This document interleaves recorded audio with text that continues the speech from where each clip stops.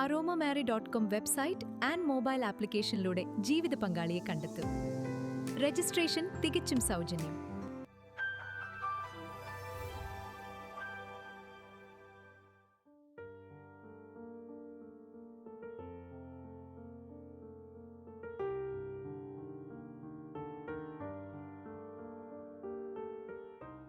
Aroma ടിവിയുടെ എല്ലാ മാന്യ ശ്രോതാക്കൾക്കും വേഗം വരുന്ന കർത്താവായ യേശു ക്രിസ്തുവിന്റെ ധന്യതിരു നാമത്തിൽ വന്ദനത്തെയും സ്വാഗതത്തെയും അറിയിക്കുന്നു. അനുഗ്രഹീതവും മനോഹരവുമായ നല്ല നിമിഷങ്ങൾക്കായി, നല്ല ദിവസത്തിനായി ഞാൻ കർത്താവിന് സ്തോത്രം ചെയ്യുന്നു. ഇന്ന് നമ്മുടെ ക്ഷണം സ്വീകരിച്ച് നമ്മോടൊപ്പം ജോയിൻ ചെയ്തിരിക്കുന്നത് DO ആയിട്ട് റിട്ടയർ ചെയ്ത കർത്താവിന്റെ വിലപ്പെട്ട ദാസി പ്രിയ സുജന ആന്റിയാണ് ഇന്ന് നമ്മോടൊപ്പം തന്റെ ജീവിതാനുഭവങ്ങൾ പങ്കുവയ്ക്കുന്നത്. തന്റെ ജീവിതത്തിലെ താൻ കടന്നു പോയതായ ഒരുപാട് നല്ല അനുഭവങ്ങളും ഓർമ്മകളും പ്രേക്ഷകരോടൊപ്പം പങ്കുവയ്ക്കുന്നു. തന്നെ ദൈവം ഏൽപ്പിച്ച അനുഗ്രഹീതമായ ആത്മീയ ശുശ്രൂഷകളൊക്കെ ചെയ്തു വരുന്നു. അതിനെക്കുറിച്ച് പ്രേക്ഷകരോടൊപ്പം പങ്കുവയ്ക്കുകയാണ്. ആയാൽ നമുക്ക് എവർക്കും ശ്രദ്ധയോടെ പ്രാർത്ഥനയോടെ സ്കിപ്പ് ചെയ്ത് അവസാനം വരെ വീഡിയോ കാണുകയും കേൾക്കുകയും ചെയ്യാം. നിങ്ങളുടെ വിലയേറിയ അഭിപ്രായങ്ങളും നിർദ്ദേശങ്ങളും കമന്റ് ബോക്സിൽ രേഖപ്പെടുത്താൻ മറക്കരുത്. അതുപോലെ തന്നെ നിങ്ങൾക്കൊരു പ്രാർത്ഥനാ വിഷയമുണ്ട് ഞങ്ങളുമായി പങ്കുവയ്ക്കാൻ നിങ്ങൾ ആഗ്രഹിക്കുന്നെങ്കിൽ സ്ക്രീൻ കാണുന്ന വാട്സ്ആപ്പ് നമ്പർ ഞങ്ങളെ അറിയിച്ചാൽ ഞങ്ങൾ നിങ്ങൾക്ക് വേണ്ടി പ്രാർത്ഥിക്കുന്നു. സാക്ഷ്യം പറഞ്ഞ പ്രിയപ്പെട്ടവരോടൊപ്പം എല്ലാ തിങ്കളാഴ്ചയും രാത്രി 8:30 മണി മുതൽ ഓൺലൈനിലൂടെ നടക്കുന്ന പ്രാർത്ഥനാ കൂട്ടായ്മയിൽ നിങ്ങൾക്ക് പങ്കുകൊള്ളാവുന്നതാണ്. കർത്താവിന്റെ വിലപ്പെട്ട ദാസി പ്രിയ സുജന ആന്റിയെ തികഞ്ഞ സ്നേഹത്തോടും ആദരവോടും കൂടി അരോമ ടിവി പ്രേക്ഷകരോടൊപ്പം സമയം ചെലവഴിക്കുന്നതിനായിട്ട് ക്ഷണിച്ചോളൂ. ദൈവനാമത്തിന് മഹത്വം ഉണ്ടാകട്ടെ. എന്നെ കേൾക്കുന്ന എല്ലാ മാന്യ വ്യക്തികൾക്കും വീണ്ടും വരുന്നവനായ യേശു ക്രിസ്തുവിന്റെ നാമത്തിലുള്ള സ്നേഹവന്ദനം അറിയിക്കുന്നു. ഈ അരോമ ടിവിയിൽ ഒരു സാക്ഷി പറയുവാൻ ദൈവം തന്ന വലിയ കൃപകൾക്കായി ഞാൻ ദൈവത്തിന് നന്ദി പറയുന്നു. അതോടൊപ്പം തന്നെ ഈ അരോമ ടിവിയുടെ നേതൃത്വം വഹിക്കുന്ന പാസ്റ്റർ ഡാനിയൽ ജോൺ അവർക്കും എൻ്റെ ഹൃദ്യമായ നന്ദി അറിയിക്കുന്നു. 2 കൊരിന്ത്യർ 2:14-15 പറയുന്നത് പോലെ ദൈവത്തിൻ്റെ പരിജ്ഞാനത്തിൻ്റെ വാസന അനേക വ്യക്തികളുടെ സാക്ഷ്യത്തിലൂടെ ഈ ചാനലിൽ വെളിപ്പെടുത്തിക്കൊണ്ടിരിക്കുന്ന കൃപയ്ക്കായി ഞാൻ ദൈവത്തെ സ്തുതിക്കുന്നു. രക്ഷിക്കപ്പെടുന്നവരുടെ ഇടയിലും നശിക്കുന്നവരുടെ ഇടയിലും ഈ സാക്ഷ്യങ്ങളെല്ലാം തന്നെ ക്രിസ്തുവിൻ്റെ സൗരഭ്യ വാസനയായി ഭൂമിയിൽ പടർന്ന് വ്യാപിക്കുന്നതിനായി ഞാൻ ദൈവത്തെ മഹത്വപ്പെടുത്തുന്നു. എന്നെ ഈ ചാനലിൽ പരിചയപ്പെടുത്തിയത് ബിന്ദു ആർ എന്ന സഹോദരിയാണ്. അത് ഞങ്ങളുടെ സഹോദരി കൂട്ടായ്മയിലുള്ള ഒരു സഹോദരി. ആ സഹോദരിക്കും എൻ്റെ നന്ദി ഞാൻ ഈ സമയത്ത് അറിയിക്കുന്നു. എൻ്റെ പേര് സുജന. ഞാൻ ഗവൺമെൻറ് സർവീസിലായിരുന്നു. ഹൈസ്കൂൾ ടീച്ചറായിട്ട് കയറി ഡിസ്ട്രിക്ട് എഡ്യൂക്കേഷണൽ ഓഫീസറായിട്ട് 2018 റിട്ടയർ ചെയ്യുവാൻ ദൈവം സഹായിച്ചു. ഇപ്പോൾ ഞങ്ങളുടെ സഭയിൽ ഉള്ള ഒരു ലേഡീസ് ഗ്രൂപ്പിൻ്റെ റാഫ വിമൻസ് ഫെലോഷിപ്പ് എന്ന ഗ്രൂപ്പിൻ്റെ ആത്മീയ നേതൃത്വം വഹിപ്പാൻ സ്വർഗത്തിലെ ദൈവം സഹായിക്കുന്നു. ഞാൻ സംസാരിക്കുന്നത് തിരുവനന്തപുരം ജില്ലയിലുള്ള പട്ടം പ്ലാമോട് എന്ന സ്ഥലത്തു നിന്നാണ് നിങ്ങളോട് സംസാരിക്കുന്നത്. എൻ്റെ കുടുംബ പശ്ചാത്തലം പറഞ്ഞാൽ എൻ്റെ പപ്പ ഗവൺമെൻറ് സെക്രട്ടേറിയറ്റിലെ ഉദ്യോഗസ്ഥനായിരുന്നു, സെക്ഷൻ ഓഫീസറായിരുന്നു. അമ്മ ഒരു ടീച്ചറാണ്. അതുപോലെ എൻ്റെ ഗ്രാൻഡ് ഫാദറും ഗ്രാൻഡ് മദറും അധ്യാപകരാണ്. അതുപോലെ പപ്പയ്ക്ക് ഒരു സഹോദരിയും 2 സഹോദരന്മാരുമാണ് ഉള്ളത്. ആ സഹോദരിയും ടീച്ചറാണ്. സഹോദരന്മാരുടെ ഭാര്യമാരും ടീച്ചേഴ്സാണ്. അപ്പം അങ്ങനെ ഏറെ അധ്യാപകരുള്ള ഒരു കുടുംബത്തിലാണ് ഞാൻ ജനിച്ചത്. അതുകൊണ്ട് തന്നെ ആയിരിക്കും ഞാൻ ചെറുതിലേക്ക് ഒരു വടിയൊക്കെ വെച്ച് അധ്യാപികയായിട്ടൊക്കെ ഞാൻ കളിക്കുമായിരുന്നു.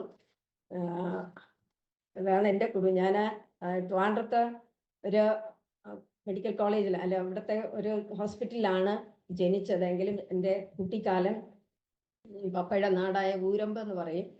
അതാ എനിക്ക് തോന്നുന്നു കേരളത്തിലും തമിഴ്നാടിനും ഇടയ്ക്കുള്ള ആ ബോർഡർ ഏരിയയിലുള്ള ഒരു സ്ഥലമാണ്. അവിടെ കുറച്ച് നാൾ 3ാം ക്ലാസ് വരെ ഞാൻ അവിടെ ആയിരുന്നു. പിന്നെ ഞങ്ങളുടെ ഭവനത്തിൽ നോക്കിയാൽ എൻ്റെ പപ്പയ്ക്കും അമ്മയ്ക്കും ഞങ്ങൾ 5 പേരാണ്. ഞാൻ 3ാമത്തെ ആള്.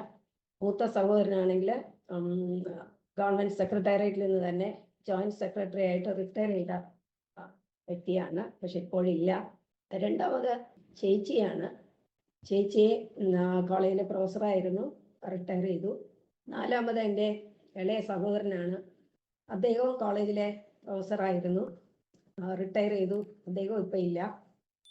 5ാമത് അനിയത്തിയാണ്. അനിയത്തിയും സ്കൂളിലെ ടീച്ചറാണ്. അപ്പം ഞങ്ങളുടെ കുടുംബത്തിൽ ഏറെ അധ്യാപന പ്രവൃത്തിയിൽ ആയിരിക്കുന്നവരാണ് ഏറെയുള്ളത്. എൻ്റെ ഭവനത്തിൽ നോക്കുകയാണെങ്കിൽ എൻ്റെ കുടുംബം എന്ന് പറയുന്നത്, എൻ്റെ ഹസ്ബൻഡ് SBTയിലായിരുന്നു, SBIയിൽ നിന്ന് മാനേജറായിട്ട് റിട്ടയർ ചെയ്തു. എനിക്ക് 2 മക്കളാണുള്ളത്. മൂത്തത് മകള്, അവളെ SBIയിൽ മാനേജറായിരിക്കുന്നു. ഇളയത് മകൻ. മകൾക്ക് 2 കുട്ടികളുണ്ട്, ഒരു മകനും ഒരു മകളും. മകനാണെങ്കിൽ ലേബർ ഡിപ്പാർട്ട്മെന്റിലെ അസിസ്റ്റന്റ് ലേബർ ഓഫീസറായിരിക്കുന്നു. അവൻ്റെ വിവാഹം കഴിഞ്ഞു. ഇതൊക്കെയാണ് ഞങ്ങളുടെ കുടുംബ പശ്ചാത്തലം. നേരത്തെ പറഞ്ഞ പോലെ ട്രിവാൻഡ്രത്ത് 3ാം ക്ലാസ് വരെ ശരിക്കും നാട്ടിലായിരുന്നു. എന്നാലും 3ാം ക്ലാസ് കഴിയുമ്പോൾ ഞങ്ങൾക്ക് ട്രിവാൻഡ്രത്തേട്ട് വരാനുള്ള ഒരു സാഹചര്യമുണ്ടായി. അമ്മയ്ക്ക് ട്രാൻസ്ഫറായിട്ട് ഇവിടെ വന്നു. അപ്പോൾ ഞങ്ങൾ കുടുംബമായിട്ട്, നേരത്തെ എൻ്റെ പപ്പയും മൂത്ത സഹോദരനും മാത്രമാണ് ഈ ട്രിവാൻഡ്രത്ത് ഉണ്ടായിരുന്നത്. അപ്പോൾ 4ാം ക്ലാസ്സിൽ പഠിക്കുമ്പോൾ ഞങ്ങൾ ഇങ്ങോട്ട് വരാനിടയായി. ഞാൻ 4ാം ക്ലാസ്സിൽ പഠിക്കുമ്പോൾ എൻ്റെ മൂത്ത ബ്രദർ 7ാം ക്ലാസ്സിലാണ് പഠിച്ചുകൊണ്ടിരുന്നത്. അപ്പോൾ അന്ന് government model high school for boys എന്ന് പറയുന്ന സ്കൂൾ, ഒരു പ്രഗത്ഭമായ ഗവൺമെൻറ് സ്കൂളായിരുന്നു. അവിടെ പഠിച്ചുകൊണ്ടിരിക്കുമ്പോൾ വൈകുന്നേരം ഒരു ഫുട്ബോളൊക്കെ കളിച്ച സമയത്ത് വീഴാനിടയായി. ഒരു പാരപ്പറ്റ വാളിൽ നിന്ന് താഴേക്ക് വീണു.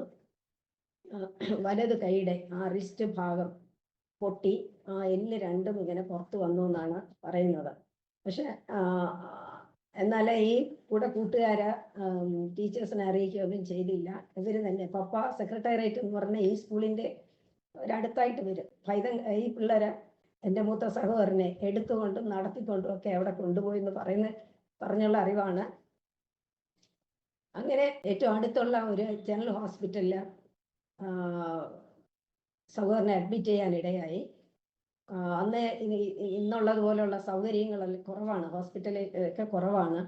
പക്ഷെ അന്ന് അവിടെ ട്രീറ്റ്മെൻറ്റ് കൊടുത്തു.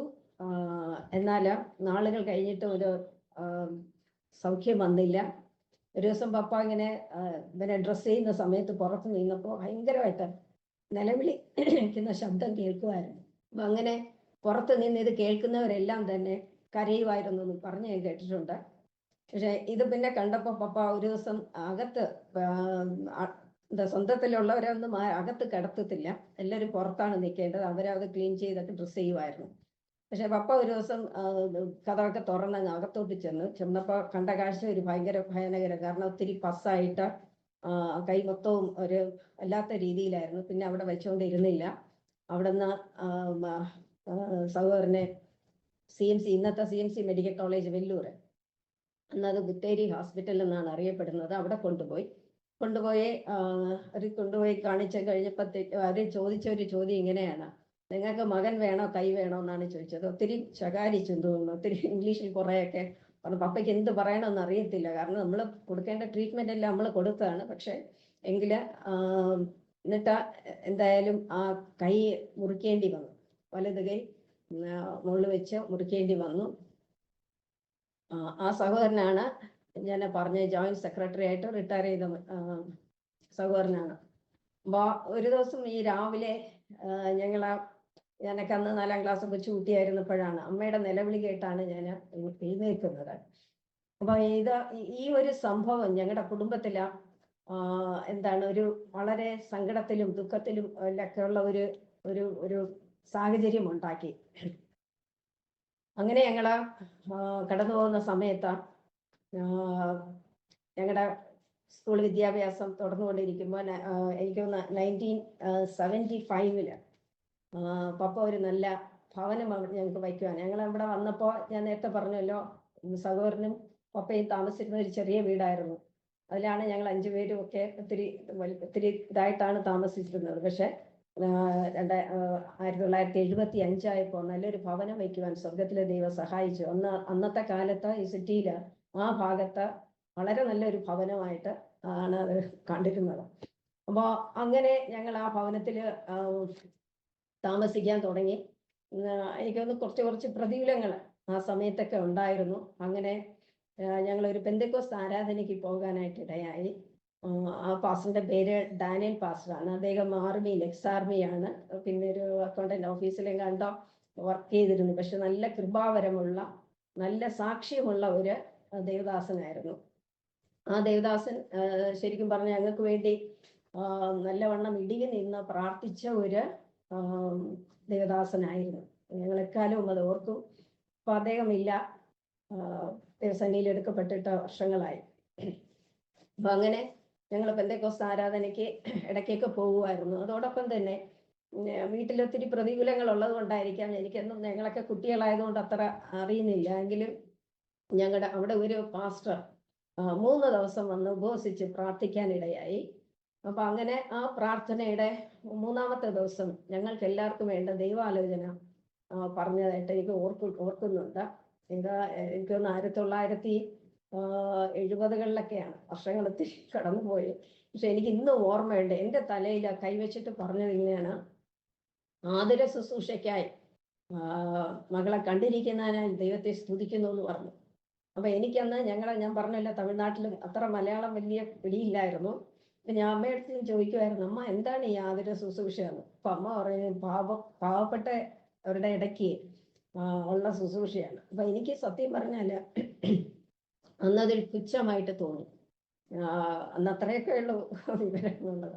അപ്പൊ ഞാൻ വിചാരിച്ചു എൻ്റെ തലയിൽ കൈവച്ചിട്ട് ഒരു ഡോക്ടർ ആവുമെന്നോ എഞ്ചിനീയർ ആവുമെന്നോ ഒക്കെ ഉള്ള ഒരു ഇതാണ് ഞാൻ പ്രതീക്ഷിച്ചത്. അപ്പൊ ഞാനത് നിസ്സാരമായിട്ട് തള്ളിക്കളഞ്ഞു. എന്നാലാ സ്വർഗത്തിലെ ദൈവത്തിന്റെ വാഗ്ദത്തമാണല്ലോ അത്. സത്യം പറഞ്ഞാൽ ഇന്നതാ തുടർന്ന് നടക്കുന്ന കൃപകൾക്കായി ഞാൻ ദൈവത്തെ സ്തുതിക്കുന്നു, സ്തോത്രം ചെയ്യുന്നു.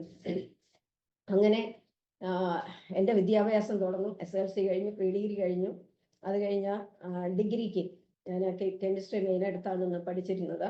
ഡിഗ്രി സെക്കൻഡ് ഇയർ ആയപ്പോൾ ഞാനൊരു ദിവസം ഞങ്ങൾ ബുക്ക് എടുത്ത് എല്ലാ കോളേജിന് പോകാനായിട്ട് ഇറങ്ങിയപ്പോൾ എൻ്റെ വീട്ടിനടുത്ത് ഒരു നെയ്ബറാണ്, സുചിത്ര എന്ന് പറയും. ആ കുട്ടി പറഞ്ഞ്, നമുക്ക് ഇന്ന് ബ്രദർ ദിനകരൻ്റെ ഒരു മീറ്റിംഗ് ഉണ്ട്, പോകാം. ഞാനൊന്ന് പകച്ചു. കാരണം ഞങ്ങളെ വീട്ടിൽ വളരെ ചിട്ടയോടെയും സ്ട്രിക്റ്റോടെയാണ് വളർത്തുന്നത്. വീട്ടിൽ പറയാതെ പോകാൻ നിവർത്തിയില്ല. എന്നിട്ട് പക്ഷെ ആ കുട്ടി അങ്ങ് നിർബന്ധിച്ചു, എന്തായാലും നമുക്ക് പോകാം, പ്രേയറിനല്ലേ പോകുന്നത്, കുഴപ്പമില്ലാന്ന്. പക്ഷെ ഞങ്ങൾ പോകുന്നു, ഞാനൊരു CSI ബാക്ക്ഗ്രൗണ്ടിൽ ജനിച്ച വ്യക്തിയാണ്. അപ്പൊ ഞങ്ങളുടെ CSI ചർച്ചിന്റെ ആ ഗ്രൗണ്ടിൽ വെച്ച് തന്നെയാണ്, അതൊരു യൂത്ത് മീറ്റിംഗ് ആയിരുന്നു. ആ മീറ്റിങ്ങിൽ പങ്കെടുക്കാനിടയായി. അപ്പൊ അന്ന് ഈ ബ്രദർ DGS ദിനകരന്റെ ബാല്യകാലത്തുള്ള എങ്ങനെയാണ് ദൈവഭാഗത്ത് വന്ന് എന്നുള്ളൊക്കെ ഒരു സാക്ഷ്യമായിരുന്നു അദ്ദേഹം പറഞ്ഞത്. അത് ട്രെയിന് മുമ്പേ ചാടാൻ പോയതും അതിൽ നിന്ന് ദൈവം രക്ഷിച്ചതും ജോലി കിട്ടിയതും ഇങ്ങനെയൊക്കെയുള്ള ഒത്തിരി നല്ല കാര്യങ്ങൾ, ഒത്തിരി നല്ല അനുഭവങ്ങൾ കേൾക്കാനിടയായി. അത് എൻ്റെ മനസ്സിൽ ഒത്തിരി നല്ല പ്രചോദനം ലഭിച്ചു. ആ മീറ്റിങ്ങിന്റെ അവസാനമായപ്പോൾ എല്ലാവർക്കും ഒരു ഫോം തന്നായിരുന്നു. ആരൊക്കെ ദൈവത്തിന് സമർപ്പിക്കുന്നു അവരെല്ലാം ആ ഫോം എഴുതി ഒപ്പിടാൻ പറഞ്ഞു. അപ്പം ഞാനും വളരെ സന്തോഷത്തോടെ അതെല്ലാം ഫില്ല് ചെയ്ത് കൊടുത്തു, ഒപ്പിട്ടു.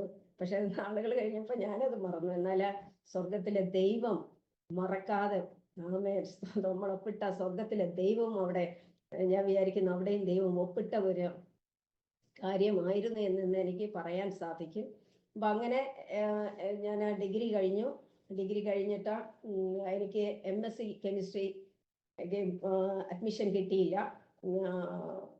1981 അപ്പോൾ പപ്പ ആരോടൊക്കെ ഇങ്ങനെ എന്തൊക്കെ പറഞ്ഞു വെച്ചിരുന്നു MScക്ക് വേണ്ടി. പക്ഷെ കിട്ടിയതില്ല. പോസ്റ്റ് ഗ്രാജുവേഷൻ വേറൊരു കോളേജിൽ, കാര്യവട്ട യൂണിവേഴ്സിറ്റിയിൽ ഒരു സബ്ജക്റ്റ് എടുത്ത് പഠിക്കാനിടയായി.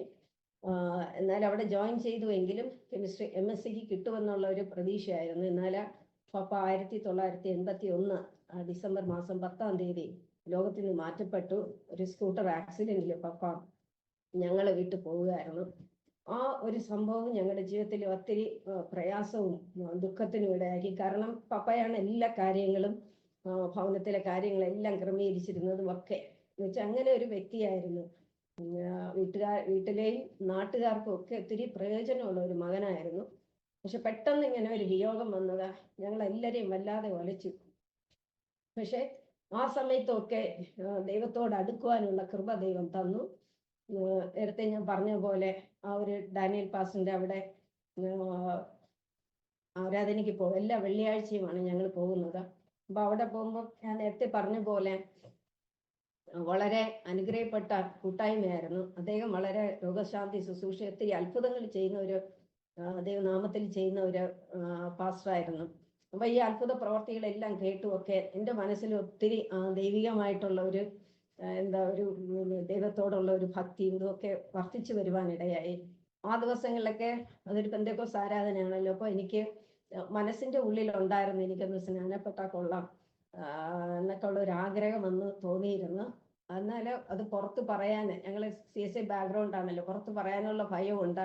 പിന്നെ ഈ ആഭരണമൊക്കെ മാറ്റി സ്നാനപ്പെടാനൊക്കെ ഉള്ള ഒരു മടി. എന്നാലും ആ ഒരു ഹൃദയത്തിലെ ആഗ്രഹത്തെ കണ്ട ഒരു ദൈവം ഉണ്ടായിരുന്നു. അങ്ങനെ അതുപോലെ ഈ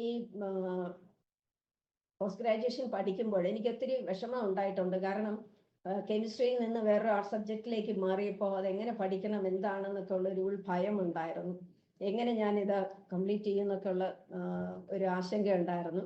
അപ്പോഴാണ് ഞാൻ ഈ ബ്രദർ DGS ദിനകരൻ്റെ മകൻ പോൾ ദിനകർ, അദ്ദേഹത്തിൻ്റെ ഒരു സാക്ഷ്യം കേൾക്കാനിടയായി.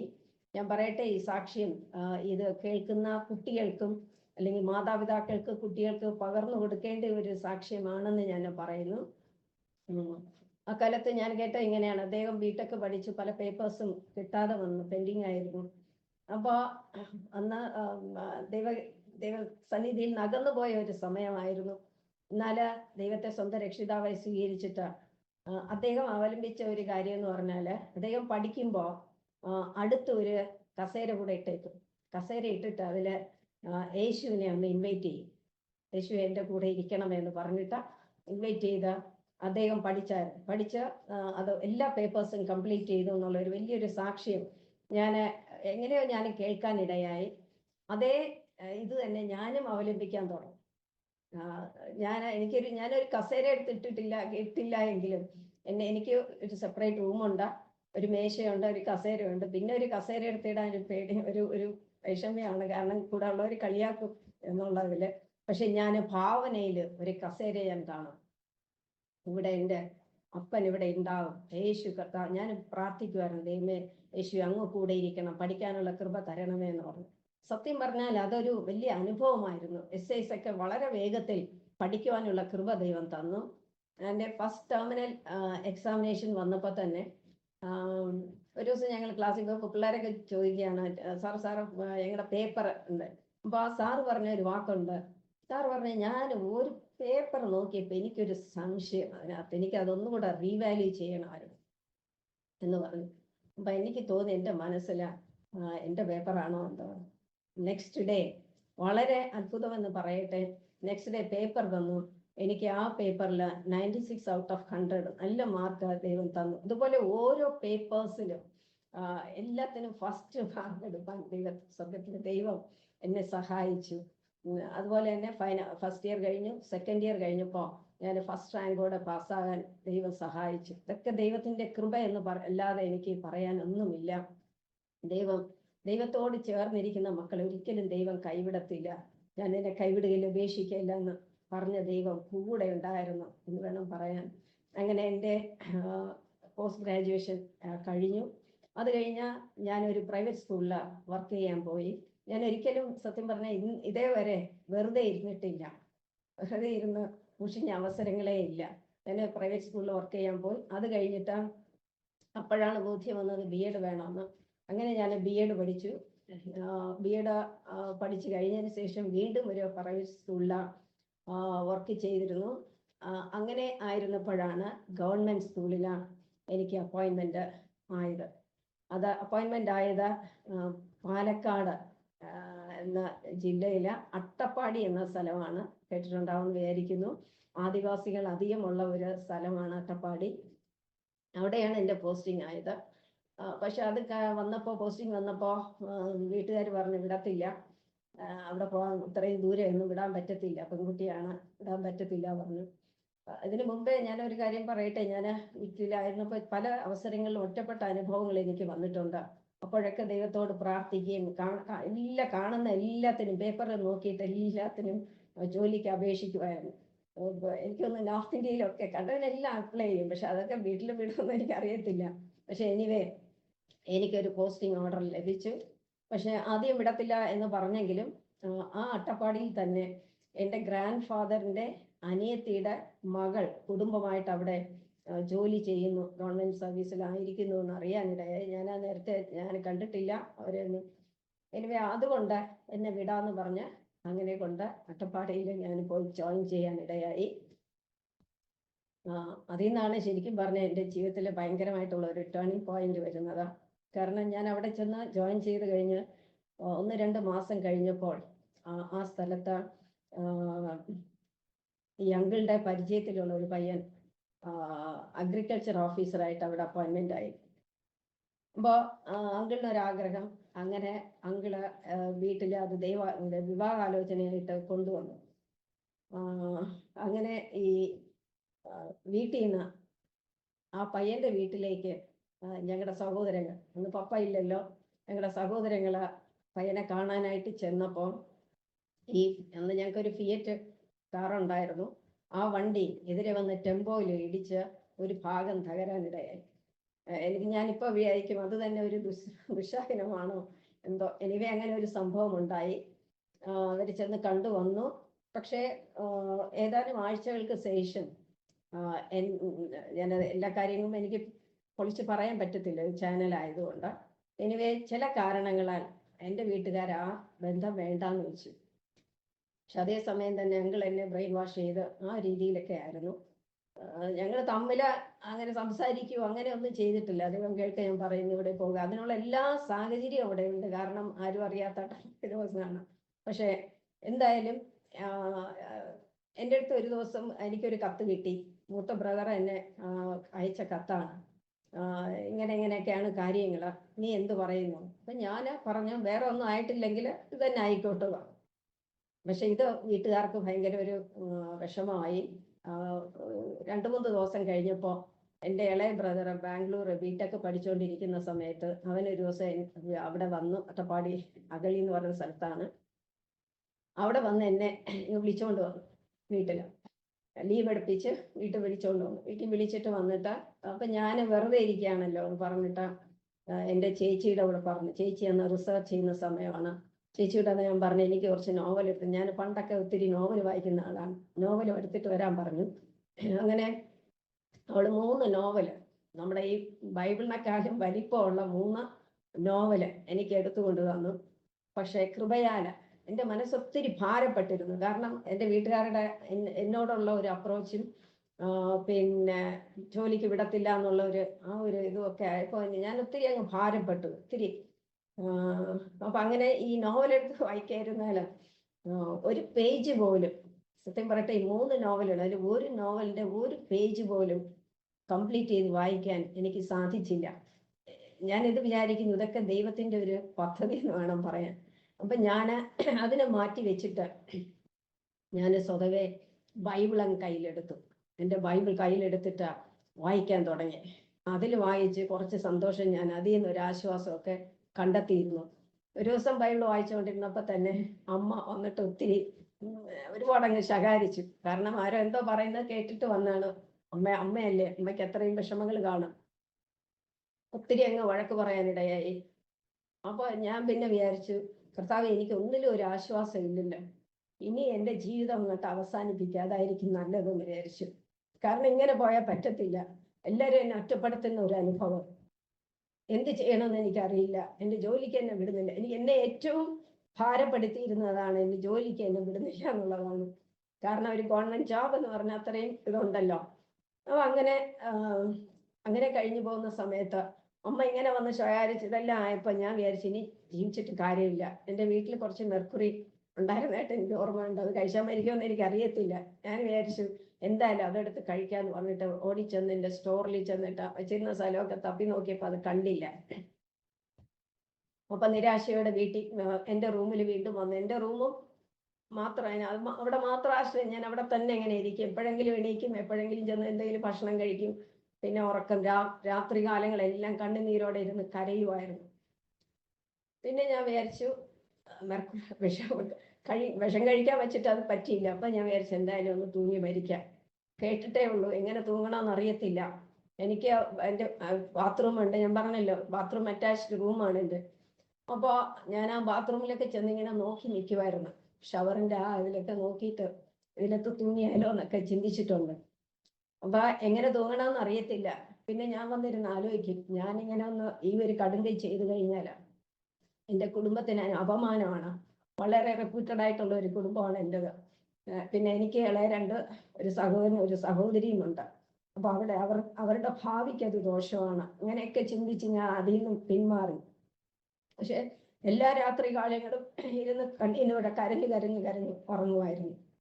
അപ്പൊ അങ്ങനെ ഇരിക്കുമ്പോൾ എൻ്റെ മൂത്ത ബ്രദറ് എന്നിട്ട് ഒരു ദിവസം പറഞ്ഞു വന്നിട്ട്, അതിനു മുമ്പേ ഒരു ദിവസം എൻ്റെ ലീവ് തീർന്നിട്ട് അടുത്ത ലീവ് അപ്ലൈ ചെയ്യാൻ വേണ്ടിയിട്ട് ഞാൻ ലീവ് ഫോമൊക്കെ ഇന്നത്തെ പോലെ മൊബൈലൊന്നും ഇല്ലാന്ന് ലീവ് ഫോം എല്ലാം ഫില്ല് ചെയ്ത് അത് പോസ്റ്റ് ചെയ്യാനായിട്ട് ഞാൻ സാരിയൊക്കെ കൊടുത്ത് ഇറങ്ങിയപ്പോൾ കാണാം വിട്ടില്ല വീട്ടിലെ. അപ്പൊ എനിക്ക് ഒത്തിരി സങ്കടം തോന്നി. ഇത്രയ്ക്കേറെ എന്നെ ഇവരെന്തിനിങ്ങനെ സംശയിക്കുന്നു എന്ന് പറഞ്ഞാൽ ഒത്തിരി ഞാൻ ഭാരപ്പെട്ടു. എന്നെ പോകാൻ വിട്ടില്ല. അപ്പൊ ഞാൻ ഒത്തിരി ഭാരത്തോട് വീണ്ടും ശരി അവര് തന്നെ പോസ്റ്റ് ചെയ്യാന്ന് പറഞ്ഞു. അവര് പോസ്റ്റ് ചെയ്തു. അപ്പൊ അങ്ങനെ ഇതൊക്കെ കേട്ടപ്പോൾ എൻ്റെ സമനില അങ്ങ് തെറ്റുന്ന പോലെ തോന്നി. കാരണം ഇവര് പറയുന്ന പോലുള്ള ഒരു അനുഭവങ്ങൾ എൻ്റെ ജീവിതത്തിലില്ല. പക്ഷെ എന്തുകൊണ്ട് ഇത്രയും ഏറെ സംശയിക്കുന്നു എന്നൊക്കെ ഇതൊക്കെ ദൈവനിയോഗം ആയിരിക്കാം എന്ന് ഞാൻ ഇപ്പം വിചാരിക്കുന്നു. എന്നിട്ട് എൻ്റെ സമനിലയൊക്കെ തെറ്റിപ്പോകുമെന്ന് വിചാരിച്ചപ്പോൾ ഞാൻ വിചാരിച്ച ഒരു കാര്യം ചെയ്യാം. ബ്രദർ DGS ദിനകരനിൽ തന്നെ ആ പ്രേയർ ടവറിൽ ഒരു കത്ത് എഴുതാന്ന് പറഞ്ഞിട്ട് ഞാൻ എൻ്റെ അവസ്ഥകളെല്ലാം വെച്ചിട്ട് ഒരു കത്ത് ഇങ്ങനെ എഴുതി. അതും പൊട്ടിച്ച് വായിച്ചു നോക്കിയിട്ടാണ് അവരിപ്പെടുത്തോന്ന് തോന്നുന്നു വീട്ടുകാര്. ഇനി അതൊന്നും എനിക്ക് പ്രശ്നമല്ല. എന്നിട്ട് അതിൻ്റെ മറുപടി നാളുകൾ കഴിഞ്ഞപ്പോൾ വേഗത്തിൽ എനിക്കതൊരു മറുപടി കിട്ടിയത് ഒരു പ്രിന്റഡ് ലെറ്റർ ആയിരുന്നെങ്കിലും അതിൻ്റെ താഴെ ബ്രദറിൻ്റെ തന്നെ ഹാൻഡ് റൈറ്റിങ്ങിൽ ഇങ്ങനെ എഴുതിയിട്ടുണ്ടായിരുന്നു, മകൾക്ക് തക്കതായ ഒരു തുണയെ ദൈവം തരുന്നതിന് വേണ്ടി പ്രാർത്ഥിക്കുന്നു, ദൈവം അത് തീർച്ചയായിട്ടും ചെയ്യും എന്നുള്ളൊരു ഇത് എഴുതി ഇങ്ങനെ ഒപ്പിട്ട ഒരു കത്താണ് എനിക്ക് കിട്ടിയത്. അപ്പം അങ്ങനെ പക്ഷെ ആ കത്ത് കിട്ടിയപ്പോഴൊന്നും എനിക്ക് വലിയ ആശ്വാസമൊന്നും തോന്നിയില്ല.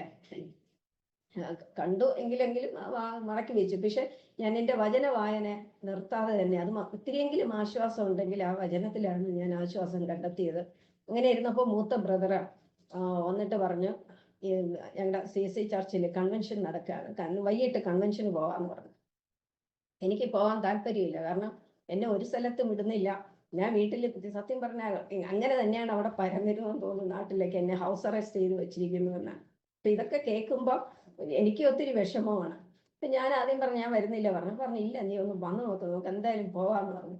ഞാനൊരു എന്താ പറയില്ല മനസ്സില്ല മനസ്സോടെ അന്ന് ഞാൻ പോയി. പക്ഷെ അന്നത്തെ ആ വചനം സത്യം പറഞ്ഞാൽ എനിക്കുള്ള വചനം പോലെ എനിക്ക് തോന്നി. വളരെ നല്ലൊരു ദേവദാസന്റെ പേരോ ഒന്നും എനിക്ക് അറിയുന്നില്ല. പക്ഷെ ഒന്ന് മാത്രം എനിക്ക് ഓർമ്മയുണ്ട്. റോമർ 8 അവസാന ഭാഗം 37 തൊട്ടുള്ള വാക്യങ്ങളുണ്ടല്ലോ. ഇങ്ങനെയാണ്, നാമോ നമ്മെ സ്നേഹിച്ചവൻ മുഖാന്തരം ഇതിലൊക്കെയും പൂർണ്ണ ജയം പ്രാപിക്കുന്നു, മരണത്തിനോ ജീവനോ ഭൂതന്മാർക്കോ വാഴ്ചകൾക്കോ അധികാരങ്ങൾക്കോ ഇപ്പോഴുള്ളതിനോ വരുവാനുള്ളതിനോ ഉയരത്തിനോ ആഴത്തിനോ മറ്റ് യാതൊരു സൃഷ്ടിക്കോ നമ്മുടെ കർത്താവ് യേശുക്രിസ്തുവിൽ ദൈവ സ്നേഹത്തിൽ നിന്ന് നമ്മെ വേർതിരിപ്പാൻ കഴിയേയില്ലെന്ന് ഞാൻ ഉറച്ചിരിക്കുന്നു എന്ന് പൗലോസ് അപ്പോസ്തലന്റെ സ്റ്റേറ്റ്മെന്റ് ആണ്. അപ്പൊ ഞാൻ പോകുന്ന ആ ഒരു വഴി ഒത്തിരി പ്രയാസത്തിലൂടെ മനസ്സിൽ എനിക്കത് പറഞ്ഞറിയിക്കാൻ പറ്റത്തില്ല. അത്രയ്ക്ക് ദുഃഖത്തിലൂടെയും നിരാശയിലും ഒക്കെ ഉള്ള ഒരു അനുഭവത്തിലൂടെയാണ് ഞാൻ പോകുന്നത്. പക്ഷെ ഈ വചനം ഞാനന്ന് ഏറ്റെടുത്തു. ആ ദേവദാസൻ പറഞ്ഞു, ഈ വചനം ഏറ്റെടുക്കുന്ന ആരെങ്കിലും ഉണ്ടെങ്കിൽ അവിടെ നിങ്ങളുടെ ഒപ്പിട്ട ഡേറ്റും കൂടെ എഴുതി വെക്കാൻ. ഞാനും അതും ചെയ്തു. പക്ഷെ അതെനിക്ക് മനസ്സിന് ഒത്തിരി ഒരു ആശ്വാസം തോന്നി. കാരണം ഞാൻ ഈ പോകുന്ന കഷ്ടതയില്ല, ഈ ഒരു നിരാശ, ഈ ഒരു പ്രയാസങ്ങള് ഇതൊന്നും എന്നെ ദൈവ സ്നേഹത്തിൽ നിന്ന് എന്നെ വേർപിരിക്കത്തില്ല എന്നുള്ളൊരു തീർമാനം ഞാൻ എടുക്കാനിടയായി. അങ്ങനെ ഇരുന്ന് അത്ഭുതം എന്ന് പറയട്ടെ, വിടത്തില്ല എന്ന് പറഞ്ഞ അതിനു മുമ്പേ ഒരു കാര്യം കൂടെ ഞാൻ പറയട്ടെ. ഞാൻ ആ ദിവസം കഴിഞ്ഞവർക്ക് ഈ പയ്യൻ അവിടെ ഉള്ളതുകൊണ്ടാണല്ലോ എന്നെ വിടാത്തത്. ഞാൻ അവിടെ ശക്തമായിട്ട് ദൈവത്തോട് പ്രാർത്ഥിക്കുമായിരുന്നു, കർത്താവേ ആ പയ്യൻ അവിടെ നിന്ന് എനിക്കൊരു ട്രാൻസ്ഫർ ലഭിക്കുന്നത് നിർവാഹമില്ല. കാരണം അത് ഇതാണ് ഡിസ്ട്രിക്ട് വൈഡ് റിക്രൂട്ട്മെന്റ് ആണ്. അപ്പൊ ഞങ്ങൾക്ക് 5 വർഷം കഴിഞ്ഞാലേ ട്രാൻസ്ഫറിന് അപ്ലൈ ചെയ്യാൻ പറ്റുള്ളൂ. അപ്പൊ ഞാൻ അവിടെ ശക്തമാണ്, കർത്താവേ ആ മകനെ എങ്ങനെയെങ്കിലും ഒരു ട്രാൻസ്ഫർ ദൈവം നൽകണമേ എന്ന് പറഞ്ഞിട്ട് പ്രാർത്ഥിക്കുമായിരുന്നു. പ്രാർത്ഥിച്ച മാത്രമേ എനിക്കറിയത്തുള്ളൂ. എന്തായാലും ഈ ഒരു തീരുമാനം എടുത്തപ്പോൾ എൻ്റെ മൂത്ത സഹോദരൻ വന്ന് പറയാണ്, ഞാൻ ഒരു കാര്യം പറയാം, നീ ജോലിക്ക് പൊക്കോ, പക്ഷെ ആ വീട്ടിൽ നിൽക്കരുത്. ഞാൻ പറഞ്ഞു ഓക്കെ, എനിക്ക് എൻ്റെ ജോലി നഷ്ടപ്പെടും എന്നുള്ളതാണ് എൻ്റെ വലിയൊരു ഭാരം. അപ്പൊ അങ്ങനെ എൻ്റെ ബ്രദറെ സ്കൂളിൽ കൊണ്ടാക്കിയിട്ട് അപ്പൊ എവിടെ താമസിക്കുമെന്ന് അറിയത്തില്ല, എന്തോ അവിടെ സംസാരിച്ച് 2 അധ്യാപകര്, അവര് എംപ്ലോയ്മെന്റ് എക്സ്ചേഞ്ചിൽ നിന്ന് പോസ്റ്റ് ചെയ്ത എംപ്ലോയ്മെന്റിൽ വന്ന 2 അധ്യാപകര് താമസിക്കുന്ന ഒരു സ്ഥലമുണ്ട്. അവിടെ എന്ന് പറഞ്ഞ സൗകര്യം അവിടെ ഒന്നും കൊണ്ടാക്കിയില്ല, അവിടെ വെച്ചിട്ട് യാത്ര പോയി. ഞാൻ വൈകിട്ട് അവരോട് ആ വീട്ടിലേക്ക് പോയി. അത് എന്ന് പറയുന്നത് എനിക്ക് തോന്നുന്നു 6-7 വീടുകൾ ഇങ്ങനെ നിരന്നും ചുമരോട് ചുമര് ചേർന്നിരിക്കുന്ന ഭവനങ്ങളാണ്. ഒരു റൂമും ഒരു കുഞ്ഞടുക്കള പോലെയുള്ള ഒരു സ്ഥലമൊക്കെ ഉള്ളതാണ്. എനിക്ക് അവിടെ ചെന്നപ്പോൾ ചെറിയൊരു പ്രയാസം തോന്നി, കാരണം ഞാൻ വളർന്ന രീതിയിലുള്ള ഒന്നും അവിടെ കണ്ടില്ല. അത് മാത്രമല്ല, പിന്നെ ഞാൻ മാത്രമല്ല അവിടെ ടോയ്ലറ്റ് കോമൺ ടോയ്ലറ്റ് ആണ്. അതൊക്കെ എനിക്ക് ഒത്തിരി ബുദ്ധിമുട്ട് തോന്നി. കാരണം എനിക്കൊന്ന് ജെൻസ് ഒക്കെ താമസിച്ചിരുന്ന ഭവനങ്ങളുണ്ടോ എന്നൊക്കെ എനിക്ക് സംശയമുണ്ട്. എനിവേ, എന്തായാലും ഞാൻ വിചാരിച്ചു എൻ്റെ ജോലി വേണമെങ്കിൽ ഇതൊക്കെ സഹിച്ചേ പറ്റുള്ളൂ പറഞ്ഞ് അവിടെ അഡ്ജസ്റ്റ് ചെയ്ത് അങ്ങനെ ഏകദേശം എനിക്കൊന്ന് 2-3 ആഴ്ച ഞാൻ അവിടെ താമസിച്ചു. അങ്ങനെ ഇരുന്നപ്പോൾ ഞങ്ങളുടെ സ്കൂളിൽ ഷിഫ്റ്റാണ്, രാവിലെ ആണ് എൻ്റെ ഷിഫ്റ്റ്. ഉച്ച കഴിഞ്ഞിട്ട് വേറെ UP സെക്ഷനൊക്കെ ഉച്ച കഴിഞ്ഞിട്ടാണ്. അപ്പോൾ ഞാൻ രാവിലത്തെ ഷിഫ്റ്റ് കഴിഞ്ഞ് വീട്ടിൽ വന്നിട്ട് എൻ്റെ ഭക്ഷണമൊക്കെ കഴിച്ചിട്ട് ഞാൻ പതിവ് പോലെ എല്ലാ ദിവസവും എൻ്റെ ഒരു ആശ്വാസം അതേ ഉള്ളൂ, വചനം വായിക്കാനായിട്ട് ഞാനിങ്ങനെ വചനം വായിച്ചുകൊണ്ട് ഇങ്ങനെ ഞാൻ വെറുതെ ഇങ്ങനെ എന്തോ വായിച്ചിട്ട് ഇങ്ങനെ ഞാൻ മുകളിലോട്ട് നോക്കിയപ്പോൾ മുകളിലൊരു പാമ്പ് ഇരിക്കുന്ന കണ്ടു. അത് ഓടിട്ട വീടാണ്. ഒത്തിരി ഭയപ്പെട്ടു. വേറെ ആരുമില്ല വീട്ടില്, ഞാൻ മാത്രമേ ഉള്ളൂ. മറ്റേ 2 ടീച്ചേഴ്സ് ഉച്ചയ്ക്കാണ് ഷിഫ്റ്റ്.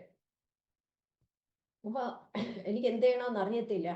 പിന്നെ തൊട്ടടുത്ത ഞാൻ പറഞ്ഞ ചുവരോട് ചേർന്നിട്ട് തൊട്ടപ്പുറത്ത് താമസിക്കുന്ന ആ സ്കൂളിലെ തന്നെ ഒരു അധ്യാപകന്റെ കുടുംബമാണ്, അധ്യാപകനുണ്ടായിരുന്നു. അവരും ആ സാറും രാവിലത്തെ ഷിഫ്റ്റിലുള്ള ആളാണ്.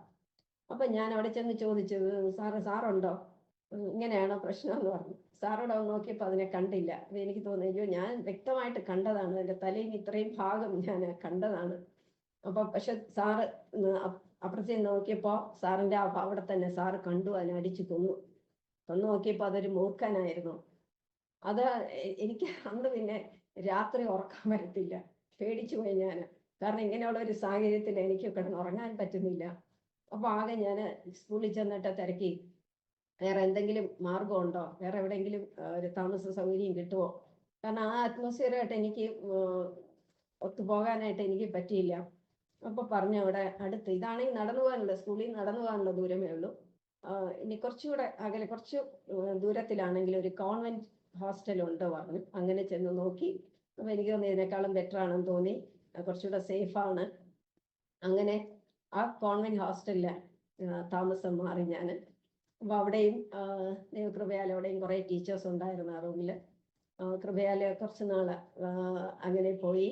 ഞാൻ ഈ പറഞ്ഞ പോലെ തന്നെ രാവിലെ ഷിഫ്റ്റാണ്, ഉച്ചയ്ക്ക് വന്നിട്ട് വചനം വായിക്കുന്നത് എന്താണ് വിടാതെ തന്നെ ആ വചനത്തില് കുറേയൊക്കെ വായിക്കും. എനിക്ക് ഏകദേശം കുറച്ച് നാളുകൾക്ക് ശേഷം ബൈബിള് മൊത്തവും വായിച്ച് പൂർത്തിയാക്കിയതിനുള്ള കൃപ ദൈവം തന്നു. അപ്പൊ അങ്ങനെ ഇരിക്കുന്ന സമയത്താണ് എൻ്റെ ഹസ്ബൻഡിന്റെ ആ ഈ പ്രപ്പോസൽ വരുന്നത്.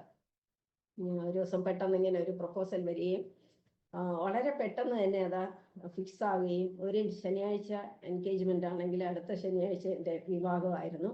അത് 1989 ഡിസംബർ 30 ഞങ്ങളുടെ വിവാഹം നടന്നത്. ഹസ്ബൻഡ് ആണെങ്കിൽ എയർഫോഴ്സിലായിരുന്നു. അങ്ങനെ ഈ എയർഫോഴ്സിൽ, അല്ലെങ്കിൽ നമുക്കറിയായിരുന്നു അന്നൊക്കെ ഒരു നിയമം ഉണ്ടായിരുന്നു, ഡിഫൻസിൽ ഉള്ള ആൾക്കാരുടെ ഭാര്യമാർക്കോ സിസ്റ്റേഴ്സിനെയൊക്കെ ട്രാൻസ്ഫറിന് അവർക്ക് പ്രിവിലേജ് ഉണ്ട്.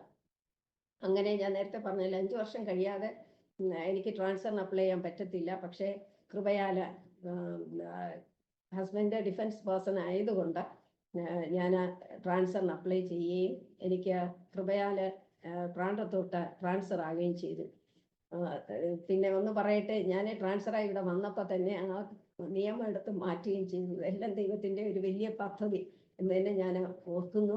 അപ്പം അങ്ങനെ ഇവിടെ ട്രാൻസ്ഫറായി വന്നു. എനിക്ക് 2 മക്കളെ തന്നു.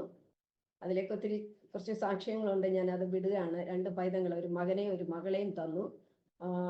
ഇനി ഇതിനിടയ്ക്ക് 1992 ഓഗസ്റ്റില് ഹസ്ബൻഡ് എയർഫോഴ്സിൽ നിന്ന് ഡിസ്ചാർജായി വന്നു.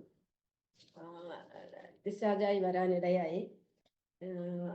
93 ആയപ്പോൾ ഞങ്ങളൊരു ഭവനം, ഒരു ചെറിയ ഭവനം, 2 ബെഡ്റൂം ഒക്കെ ഉള്ള ഒരു ഭവനം ഒരു നില വെച്ചു. അവിടെ താമസമായി. അപ്പോൾ ഈ ഹസ്ബൻഡിന് ജോലി ഇല്ല എന്നുള്ളൊരു ഭാരം ഒന്ന്. പിന്നെ ഈ പുതിയ വീട്ടിൽ വന്നതിന് ശേഷം കുട്ടികൾക്ക് മാറി മാറി മാറി അസുഖങ്ങളാണ്, ഒന്ന് മാറി അസുഖങ്ങൾ, ഒത്തിരി പ്രതികൂലങ്ങളിലൂടെ കടന്നുപോയ ദിവസങ്ങളാണ് ഈ വീട്ടിൽ വന്നതിന് ശേഷം. അപ്പം അങ്ങനെ പ്രാർത്ഥനയ്ക്കൊക്കെ പോകാറുണ്ട്. അതുപോലെ ചില ദൈവദാസന്മാരെ വിളിച്ച ഉപവാസ പ്രാർത്ഥനകളൊക്കെ ക്രമീകരിക്കുമായിരുന്നു. അതിനപ്പുറം ഞാൻ ഇടയ്ക്കിടയ്ക്ക് ഉപവസിക്കുമായിരുന്നു. പക്ഷെ ഈ ഉപവാസം ആർക്കും അറിയത്തില്ല, എനിക്കും ദൈവത്തിനും മാത്രമേ അറിയുള്ളൂ. കാരണം മക്കൾ ചെറുതാണ്, ഹസ്ബൻഡ് അത്രയും അങ്ങനെ എന്തോ ഞാൻ പറയാറില്ല. പക്ഷെ എൻ്റെ ഉപവാസം ഇതിനു വേണ്ടിയിട്ടായിരുന്നു. വീട്ടിലെ പ്രയാസങ്ങൾ മാറണം, ഹസ്ബൻഡിന് ഒരു ജോലി വേണം. എനിക്ക് ഒത്തിരി ഭാരം തോന്നി. കാരണം എൻ്റെ കൂടെ ഉള്ള കസിൻസ് അവരെല്ലാം നല്ല നല്ല ഉയർന്ന നിലയിൽ. ഇപ്പോൾ ഹസ്ബൻഡിന് ജോലി ഇല്ല എന്ന് പറയാൻ ഒരു വിഷമം എൻ്റെ മനസ്സിൽ അങ്ങനെ ഉണ്ടായിരുന്നു. അപ്പം ഞാൻ പ്രാർത്ഥിച്ചുകൊണ്ടേയിരുന്നു, ഉപവസിക്കുകയൊക്കെ ചെയ്തിരുന്നു. ഹസ്ബൻഡ് കാരണം ഇതും ഒരു സാക്ഷ്യമാണ് അനേകർക്ക് ഉൾക്കൊള്ളാവുന്നത്. കാരണം ഹസ്ബൻഡ് ഡിസ്ചാർജായി വന്നപ്പോൾ പറയും, അദ്ദേഹം ഈ സർജൻ്റ് ആയിരുന്നാണ്. പിന്നെ ഈ ഹെലികോപ്റ്ററിൽ എന്തോ മെക്കാനിക്, അതിൻ്റെയൊക്കെ സർട്ടിഫിക്കറ്റും ഡിപ്ലോമയൊക്കെ കിട്ടിയ ആളാണ്. ഹെലികോപ്റ്ററിൻ്റെ എഞ്ചിൻ്റെ എന്തോ ആളാണ്. അപ്പോൾ അദ്ദേഹം പറഞ്ഞത്, ഞങ്ങൾക്ക് ഇത് ഡിസ്ചാർജായി വന്നു കഴിഞ്ഞാൽ ഇവിടെയും HAL-ലും അതുപോലെ വേറെ ഏതോ ഒരു HAL അറിയാലോ, ഹിന്ദുസ്ഥാൻ എയറോനോട്ടിക് ലിമിറ്റഡ്. അപ്പോൾ അതിനകത്ത് ഞങ്ങളെ എടുത്തിട്ടേ ബാക്കിയുള്ളവരൊക്കെ എടുക്കത്തുള്ളൂ. അപ്പം അങ്ങനെയൊക്കെ ഉള്ള ഒരു ഓവർ കോൺഫിഡൻസ് ഉണ്ടായിരുന്നു. തീർച്ചയായിട്ടും എവിടെയെങ്കിലും എനിക്ക് ജോലി കിട്ടും എന്നുള്ളൊരു കോൺഫിഡൻസ് ആയിരുന്നു. പക്ഷേ എന്തോ ദൈവത്തിൻ്റെ കൃപയാണെന്ന് എനിക്കറിയത്തില്ല, ഒരു സ്ഥലത്തും കിട്ടിയില്ല. അപ്പം അങ്ങനെ ബാങ്കിൻ്റെ കോച്ചിങ്ങിന് പോകുമായിരുന്നു. പക്ഷെ ഒത്തിരി ഒരു കാര്യമായിട്ട് എടുക്കാറില്ല. ബാങ്കിൻ്റെ കോച്ചിങ് പോയിട്ട് അതിൻ്റെ എന്താണ് പ്രാക്ടീസ് ചെയ്യേണ്ട ബുക്കൊക്കെ ഞങ്ങളുടെ 2 പിള്ളേർ വരച്ച് കളിക്കുമായിരുന്നു. അപ്പം അങ്ങനെയൊക്കെ ഇപ്പോൾ എനിക്ക് ഒത്തിരി ഭാരം തോന്നി. ഞാൻ പറയുന്നു, പ്രാർത്ഥിച്ച് നമ്മൾ ഒന്നുകൂടെ ഇതായാലേ പറ്റത്തുള്ളൂ എന്നൊക്കെ പറയുമായിരുന്നു. അപ്പോൾ പറഞ്ഞു, ഞാൻ പ്രാർത്ഥിക്കുന്നുണ്ട്, ഇതിൻ്റെ കാര്യം നോക്കിയാൽ ഞാൻ പ്രാർത്ഥിക്കും. നല്ലൊരു ഭർത്താവാണ് എനിക്ക് ദൈവം തന്നത് എല്ലാത്തിലും. അപ്പം അങ്ങനെ ഒരു ദിവസം ഞാൻ അൺടൈം എന്ന് വെച്ചാൽ ഒരു സ്ട്രൈക്ക് ആയിരുന്നപ്പോൾ ഞാൻ സ്കൂളിൽ നിന്ന് ഒരു ഉച്ച സമയത്ത് വീട്ടിലെത്താൻ ഇടയായി. അപ്പോൾ മുറിക്കകത്ത് ഹസ്ബൻഡാണെങ്കിൽ ഞങ്ങൾ ഭയങ്കര പ്രാർത്ഥന കേൾക്കുമ്പോൾ അറിയാം എന്തായാലും സമർപ്പിച്ചിട്ടുണ്ട് എന്നുള്ളത് എനിക്ക് മനസ്സിലായി. ശക്തമായിട്ടിരുന്ന് പ്രാർത്ഥിക്കുന്നത് കണ്ടു. അങ്ങനെ ഒത്തിരി ടെസ്റ്റുകൾ എഴുതി. പോസ്റ്റൽ അസിസ്റ്റന്റ് പോസ്റ്റ് ഓഫീസിൽ ഒരു ടെസ്റ്റ് എഴുതി, അദ്ദേഹത്തിന് കിട്ടി, സെലക്ഷനായി. പക്ഷെ ടൈപ്പ് റൈറ്റിംഗ് വേണമായിരുന്നു. പക്ഷെ അദ്ദേഹം ടൈപ്പ് റൈറ്റിംഗ് പഠിച്ചിട്ടില്ല. അപ്പോൾ അതുകൊണ്ട് വീണ്ടും ടൈപ്പ് റൈറ്റിംഗ് പഠിക്കാൻ പോയി. വീട്ടിലുള്ള എൻ്റെ അനിയനൊക്കെ കളിയാക്കുമായിരുന്നു. ഇനിയിപ്പോഴും അതൊക്കെ നമുക്ക് മനസ്സിലൊരു വിഷമമുണ്ട്. കളിയാക്കിയാണ് പറഞ്ഞതെങ്കിലും തമാശയാണെങ്കിലും എൻ്റെ മനസ്സിലൊക്കെ ഒത്തിരി ഭാരം തോന്നിയിട്ടുണ്ട്. പക്ഷെ നെക്സ്റ്റ് ടൈപ്പ് റൈറ്റിംഗ് എഴുതി, അതും പാസ്സായെന്ന് തോന്നുന്നു. നെക്സ്റ്റ് പ്രാവശ്യം ഈ പോസ്റ്റ് ഓഫീസിൽ എഴുതിയപ്പോൾ അതും പോസ്റ്റ് ഓഫീസിൽ പോസ്റ്റൽ അസിസ്റ്റന്റ് ആയിട്ടുള്ള ആ പോസ്റ്റ് ലഭിച്ചു. ടൈപ്പ് റൈറ്റിംഗ് ടെസ്റ്റും പാസ്സായി. അപ്പം നോക്കണം, അതിനു മുമ്പേ ഇദ്ദേഹം പറഞ്ഞല്ലോ, എനിക്ക് HAL ഇതിലൊക്കെ എനിക്കൊരു കിട്ടിയിട്ടേ വേറെയുള്ള ആൾക്ക് കിട്ടത്തുള്ളൂ. ഭയങ്കര ഓവർ കോൺഫിഡൻസ് ആയിരുന്നു. എന്നാൽ പോസ്റ്റ് ഓഫീസിൽ ആദ്യം കിട്ടാത്തപ്പോൾ പറയുമായിരുന്നു എന്നോട്, ഒരു സ്റ്റാമ്പ് വിൽക്കാനുള്ള അതുപോലെ എനിക്കില്ല. അതൊരു സാക്ഷ്യമാണ്. കാരണം നമുക്കെല്ലാം ഉണ്ട്, നമ്മളെല്ലാം തികഞ്ഞു എന്ന് പറയുമ്പോൾ ദൈവത്തിന് പ്രവർത്തിക്കാനൊന്നുമില്ല ദൈവമക്കളെ. എൻ്റെ ജീവിതത്തിലും അതാ, നമ്മളെല്ലാം ഉണ്ടെന്ന് പറയുമ്പോൾ ദൈവത്തിന് എനിക്കെല്ലാം ഉണ്ട് എന്ന് പറയുമ്പോൾ ദൈവത്തിന് പ്രവർത്തിക്കാനൊന്നുമില്ല. പക്ഷെ ഞാനൊന്നും ഇല്ല എന്ന് പറഞ്ഞാൽ ദൈവത്തിൽ സമർപ്പിച്ച് കൊടുക്കുമ്പോഴാണ് ദൈവത്തിൻ്റെ പ്രവൃത്തി വെളിപ്പെടുന്നത്. അങ്ങനെ ഇദ്ദേഹത്തിന് മൈസൂരിൽ ഒരു ട്രെയിനിങ് ഉണ്ടായിരുന്നു. എൻ്റെ സെലക്ഷനായി മൈസൂരിൽ ട്രെയിനിങ്ങിന് പോയ സമയത്താണ് ബാങ്കിൽ SBTയിൽ, അന്ന് SBT ഇപ്പം ഇല്ല, SBTയിൽ സെലക്ഷനായി. അങ്ങനെ അത് കളഞ്ഞിട്ട് SBTയിൽ ജോയിൻ ചെയ്തു. അത് ജോയിൻ ചെയ്ത സമയത്തും അവിടെ ഒരു ആഴ്ച ട്രെയിനിങ് ഉണ്ടായിരുന്നു. അതിൻ്റെ ലാസ്റ്റ് പോസ്റ്റിങ്ങിലൊരു അനുഭവം ഉണ്ട്, ഞാൻ പിന്നെ പറയാം. കാരണം ഞാൻ വിചാരിച്ച് പ്രാർത്ഥിച്ചൊക്കെ ഇവിടെ കിട്ടുമെന്ന് വിചാരിച്ചു. പക്ഷെ അല്ല, അദ്ദേഹത്തിന് കിട്ടിയത് മുണ്ടക്കയം എന്ന് പറയുന്ന സ്ഥലത്താണ്. അപ്പോൾ ഇത്തിരി ദൂരെയാണ്. അപ്പം ഞാനാണെങ്കിൽ 2 മക്കളാണുള്ളത്. എനിക്ക് പറഞ്ഞല്ലോ നേരത്തെ, അന്ന് മോള് ഫസ്റ്റ് സ്റ്റാൻഡേർഡും മോന് UKG-യുമാണ്. രണ്ട് പിള്ളേരാണ്. എനിക്ക് ജോലിക്ക് പോകണം, ഒത്തിരിയുള്ള പ്രശ്നങ്ങളുണ്ട്. പക്ഷെ അവിടെയൊക്കെ ദൈവം നടത്തി. അങ്ങനെ ഈ ബാങ്കിൽ ജോലി ചെയ്തുകൊണ്ടിരിക്കുമ്പോൾ തന്നെയാണ് ഇദ്ദേഹം ഒരു മീറ്റിങ്ങിന് പങ്കെടുത്തു. റെനാൾഡ് ബോങ്കെ എന്ന് പറയുന്ന ഒരു ദേവദാസന്റെ മീറ്റിംഗ് എറണാകുളത്ത് വെച്ച് നടന്നു. അവിടെ പങ്കെടുത്തു. തിരിച്ച് വീട്ടിൽ വന്നപ്പോൾ, അവിടെ താമസിച്ച് എന്താണ് മീറ്റിങ്ങിന് പങ്കെടുത്തത്, തിരിച്ച് വീട്ടിൽ വന്നപ്പോൾ സ്നാനപ്പെടണമെന്നുള്ള ഒരു ആഗ്രഹത്തോടെ വന്നു. എനിക്കെങ്ങനെ സ്നാനപ്പെടണം. അപ്പം അങ്ങനെ ഒരു ദേവദാസന്റെ കീഴിൽ ഞാനും, എൻ്റെ ഒരു ആഗ്രഹം ഉണ്ടായിരുന്നല്ലോ. ഇവിടെ ഹൃദയത്തിലെ ആഗ്രഹങ്ങളെ സാധിപ്പിക്കുന്ന ദൈവമാണ് നമുക്കുള്ളത്. അവൻ നമ്മളെ കരുതുന്ന കർത്താവാണ്. തീർച്ചയായിട്ടും ദൈവം കൈവിടാത്ത ഉപേക്ഷിക്കാത്ത ദൈവം. എൻ്റെ ജീവിതത്തിലുടനീളം അത് തന്നെയാണ് നടന്നിട്ടുള്ളത്. അപ്പൊ അങ്ങനെ രണ്ടുപേർക്കും ദൈവകൃപയാൽ ഒരുമിച്ച് സ്നാനപ്പെടാനുള്ള കൃപ ദൈവം തന്നു. അങ്ങനെ സ്നാനപ്പെട്ടു. 1989 ഡിസംബർ 30 ഞങ്ങൾ രണ്ടുപേരും ഒരുമിച്ച് സ്നാനപ്പെട്ടത്. കൃപയാൽ പിന്നെ ഞാൻ CSA ബാക്ക്ഗ്രൗണ്ട് ഒക്കെ അങ്ങ് വിട്ടിട്ട് പെന്തക്കോസ്ത് ചർച്ചിൽ തന്നെ ആരാധനയ്ക്ക് പോകാനൊക്കെ ഇടയായി. അങ്ങനെ പ്രാർത്ഥിച്ചും എടുത്തും അങ്ങനെ ഇരുന്നപ്പോൾ ഒരു ദിവസം പിന്നെ ദൈവത്തോട് ചേർന്നതിന് ശേഷം പിന്നെയുള്ള ഉപവാസം, ഞാൻ ഉപവാസമൊന്നും പിന്നെ നിർത്തിയിട്ടില്ല. ഒത്തിരി ഉപവസിക്കുന്ന ഒരാളായിരുന്നു. പിന്നെയുള്ള ഉപവാസമൊന്നും ഒരു ഭൗതിക നന്മയ്ക്ക് വേണ്ടിയിട്ട് അല്ലായിരുന്നു. എനിക്ക് ഒന്നുകൂടെ ദൈവത്തോട് ചേരണം, ഒന്നുകൂടെ ദൈവകൃപ പ്രാപിക്കണം എന്നൊക്കെയുള്ള ഒരു ആഗ്രഹത്തോടെ ആയിരുന്നു. അങ്ങനെ ഒരു ദിവസം ഞാൻ ഉപവസിച്ച് പ്രാർത്ഥിച്ചുകൊണ്ടിരുന്നപ്പോൾ അസാധാരണമായ ഒരു ഉറക്കം, എനിക്കൊന്നൊരു മയക്കം പോലെ വന്നു. എനിക്ക് ഇരിക്കാൻ പറ്റുന്നില്ല, ഭയങ്കര ഉറക്കം. ഞാൻ ഒരു കട്ടില്, അടുത്തൊരു കട്ടിലുണ്ടായിരുന്നു, ആ കട്ടില് കിടക്കാനിടയായി. കിടന്ന് ഇങ്ങനെ ഒന്ന് മയങ്ങിയപ്പോഴത്തേക്കും ഞാനൊരു ദർശനം കാണാനിടയായി.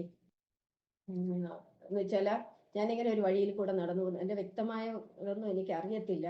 ഒത്തിരി സ്വപ്നങ്ങൾ കാണുന്നു, ഒത്തിരി ദൈവം എന്നോട് സംസാരിക്കാറുണ്ട്. പക്ഷെ ഇതെന്നെ എൻ്റെ ജീവിതത്തിൽ ഒരു എന്തോ അത്, പക്ഷെ അതിനൊത്തിരി സങ്കടമുണ്ടാകും. ഞാനിങ്ങനെ ഒരു വഴിയിൽ കൂടെ കടന്നു പോകുന്നു. അപ്പോൾ ഒരു മാവുണ്ടല്ലോ, മാവില് ഒരു കൊമ്പിൽ ഇങ്ങനെ 3 മാങ്ങ ഇങ്ങനെ നിൽക്കുന്നത് കണ്ടു. ഞാൻ അതിൽ നിന്ന് ഒരു മാങ്ങ ഇങ്ങനെ പറിക്കുന്നു. പച്ചമാങ്ങയാണ് അത്. ഞാൻ എന്നിട്ട് അത് കഴിക്കുന്നു. പക്ഷെ ആ മാങ്ങയ്ക്ക്, സാധാരണ പച്ചമാങ്ങയ്ക്ക് പുളിയാണുള്ളത്, പക്ഷെ ഇത് നല്ല മധുരമാണ്. എനിക്കറിയത്തില്ല, നല്ല മധുരം. ഞാൻ കഴിച്ചിട്ട് എൻ്റെ റൂമിൽ വന്നിരുന്ന് മുട്ടുകുത്തി ഞാൻ 2 കൈയും ഉയർത്തി ഇങ്ങനെ പ്രാർത്ഥിക്കുന്നതായിട്ട് ഞാൻ കാണുന്നു. ആ സമയത്ത് ഒരു കരം മുകളിൽ നിന്ന് താഴോട്ട് ഇറങ്ങി വരുന്നു.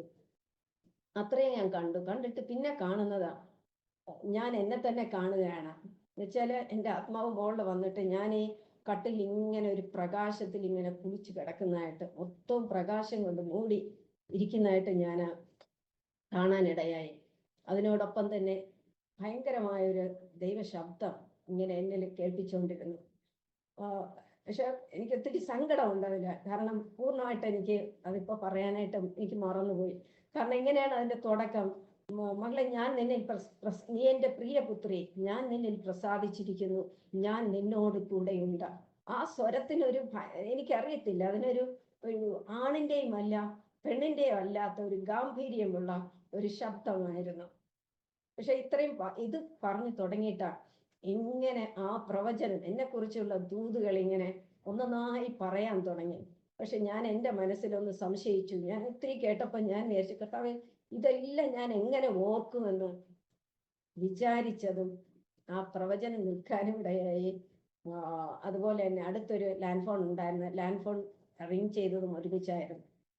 അതുകൊണ്ട് എനിക്ക് ഇത്രയും മാത്രമേ ഓർമ്മയുള്ളൂ. ഞാൻ ഇപ്പോഴും കർത്താവേ, എനിക്ക് ഒന്നുകൂടെ അത് കിട്ടിയാൽ കൊള്ളായിരുന്നു എന്നൊക്കെ ഞാൻ വിചാരിക്കാറുണ്ട്. പക്ഷെ ഇത്രയും എൻ്റെ മനസ്സിൽ നന്നായിട്ട് വ്യക്തമായിട്ട് അത് ഇന്നും എൻ്റെ മനസ്സിൽ ഇങ്ങനെ പതിഞ്ഞു. ഞാൻ നിന്നെ പ്രസാദിച്ചിരിക്കുന്നു, നീ എൻ്റെ പ്രിയപുത്രി, ഞാൻ നിന്നോട് കൂടെ ഉണ്ടായിരുന്നു. ആമേൻ, ഹല്ലേലൂയ. ഞാൻ ചിലരോട്, വളരെ ചുരുക്കം പേരോട് ഇത് ഞാൻ പറഞ്ഞിട്ടുണ്ട്. അപ്പൊ അവര് പറയുന്നു, ഇത്രയും മതിയല്ലോ, ഇനി എന്ത് വേണമെന്ന്. പക്ഷെ അങ്ങനെയല്ല, ഒത്തിരി പ്രവചനം അതിനെ കുറിച്ചുള്ള, പക്ഷെ ഒന്നും എനിക്ക് അറിയത്തില്ല. അപ്പൊ അങ്ങനെ ഒരു സംഭവം നടന്നിട്ടുണ്ട്. പിന്നെ ഞാൻ എൻ്റെ ജീവിതത്തില് സർവീസിൽ ഇരിക്കുമ്പോൾ തന്നെ ഇടയ്ക്കിടയ്ക്ക് ഉപവസിക്കുമായിരുന്നു. പിന്നെ വെക്കേഷനൊക്കെ ആകുമ്പോൾ 2 പ്രാവശ്യം 21 ദിവസം ഉപവസിക്കാൻ ദൈവം സഹായിച്ചു. ഇതൊന്നും ഒരു ഭൗതിക നന്മയ്ക്കും വേണ്ടിയിട്ട് ഞാൻ ഉപവസിച്ചതല്ല. അപ്പൊ അങ്ങനെ ഉപവാസം ഇരിക്കുമ്പോഴൊക്കെ ചെറിയ ചെറിയ അനുഭവങ്ങൾ ഉണ്ടെങ്കിലും ഞാൻ ഒത്തിരി പ്രതീക്ഷിച്ചാണ് ഇരിക്കുന്നത്. പക്ഷെ അങ്ങനെയുള്ള ഒരു ഇതൊന്നും എനിക്ക് കിട്ടിയിട്ടില്ല. ചില ദിവസങ്ങളിലൊക്കെ ഇങ്ങനെ ദൈവം ഉരുട്ടി വായിലൊക്കെ തരുന്നതായിട്ടൊക്കെ ഞാൻ കാണാറുണ്ട്. നല്ല മധുരമുള്ള ഗ്രേപ്സ് ഇതൊക്കെ. അത് എനിക്കറിയത്തില്ല എന്താണെന്ന്. പക്ഷെ എന്നാലും ഞാൻ എന്ന് സ്നാനപ്പെട്ടോ അന്ന് തൊട്ടാ ദൈവത്തോട് ചേർന്ന് തന്നെ നടക്കാൻ സ്വർഗത്തിലെ ദൈവം സഹായിച്ചു. CSI ബാക്ക്ഗ്രൗണ്ടിലായിരുന്നപ്പോൾ കുറെ ദൈവത്തോട് ചേരും, ഒരു അനുഭവം വരുമ്പോൾ, ഒരു പ്രയാസം വരുമ്പോൾ ചേരും, പിന്നെയും അങ്ങോട്ട് അകന്നു പോകും, പിന്നെയും ചേരും. പക്ഷെ അതാണ് വചനം ഉണ്ടല്ലോ, ദൈവത്തോട് ചേരാൻ സ്നാനമേറ്റ് നിങ്ങൾ ക്രിസ്തുവിനെ ധരിച്ചിരിക്കുന്നു. പക്ഷെ അതൊരു സത്യമാണ്. നമ്മളെ ദൈവത്തോട് ചേർന്ന് കഴിഞ്ഞാൽ. നമ്മുടെ മകന്റെ വിവാഹം കുറച്ച് ടെൻഷനായിരുന്നു. അപ്പോഴാണ് ഞങ്ങൾ aromamary.comൽ രജിസ്റ്റർ ചെയ്തത്. അവിടെ നിന്നാണ് നമ്മുടെ മകന് നല്ലൊരു പെൺകുട്ടിയെ കണ്ടെത്തിയത്.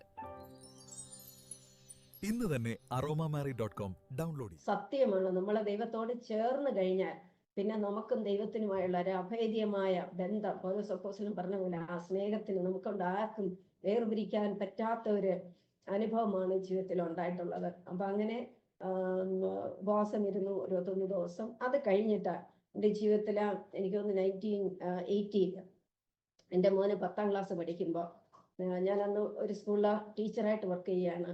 ഞാൻ രാവിലെ സ്കൂളിൽ പോകാനായിട്ട് റെഡിയായി ഇറങ്ങിയില്ലെന്നേ ഉള്ളൂ. ജസ്റ്റ് ഒന്ന് ലാൻഡ് ഫോൺ റിങ് ചെയ്യുന്നു. എടുത്തപ്പോൾ പറയാണ്, മോൻ്റെ സ്കൂളിലെ പ്രിൻസിപ്പലാണ് വിളിക്കുന്നത്. വിളിച്ചിട്ട് പറയാണ്, അരുണാണ് പേര്, അരുൺ ബയോളജി റെക്കോർഡ് ഇതുവരെ വെച്ചിട്ടില്ല. ഞാനങ്ങ് സ്റ്റണ്ടായിപ്പോ. ഇതുവരെ അവന് സബ്മിറ്റ് ചെയ്തിട്ടില്ല, വീട്ടിലെവിടെ ഒളിച്ചു വെച്ചിരിക്കുകയാണ്. അതുകൊണ്ട് രണ്ടുപേരും ഇങ്ങോട്ട് വരണം, അമ്മയും മോനും വരണോ പറഞ്ഞു. എനിക്ക് ഒത്തിരി പക്ഷെ എനിക്കറിയാം ഈ മോന് ഏകദേശം ലാസ്റ്റ് വരെ ഞാനൊരു ടീച്ചറാണല്ലോ, ഒരു പൈതലും അവന്റെ റെക്കോർഡ് എടുത്ത് വീട്ടിൽ ഒളിച്ച് വെക്കത്തില്ല. അവൻ മാക്സിമം വളരെ കുറച്ച് മാത്രമേ, എനിക്കൊന്ന് ഒരു പേജ് എങ്ങാണ്ട് എഴുതാനുണ്ടായിരുന്നു എന്തോ, അതുവരെ അവൻ എഴുതിയത് ഞാൻ കണ്ടിട്ടുണ്ട്, വ്യക്തമായിട്ട് ഞാൻ കണ്ടിട്ടുണ്ട്. പക്ഷെ അവര് പോകാൻ പറഞ്ഞു. ഞങ്ങൾ ചെന്ന പ്രിൻസിപ്പലെ കാണാൻ മുമ്പ് തന്നെ അവന്റെ ബയോളജി ടീച്ചർ വന്നിട്ട് പറയും ഇന്റേണൽ മാർക്കിടാനായിട്ട് ആള് വന്നിട്ടുണ്ടെന്ന്. എങ്ങനെ ഇരിക്കും, ഒത്തിരി ഞാൻ ഭാരപ്പെട്ടു. എന്നിട്ട് ഒരു ബ്ലാങ്ക് ആയിട്ടുള്ള ഒരു റെക്കോർഡ് മകൻ്റെ കൊടുത്തിട്ട് ഒരു ടെക്സ്റ്റും കൊടുത്തിട്ട് എഴുതാൻ പറഞ്ഞു. ഞങ്ങൾ ലൈബ്രറിയിൽ ചെന്ന് അവിടെ ഇരുന്ന് അവൻ എഴുതി. ഒരു വർഷത്തെ മുഴുവനും ആ കുട്ടി അവിടെ ഇരുന്ന് എഴുതാനിടയായി. ഞാൻ അവിടെ കമന്നിരുന്ന് ഒത്തിരി കരയാനിടയായി.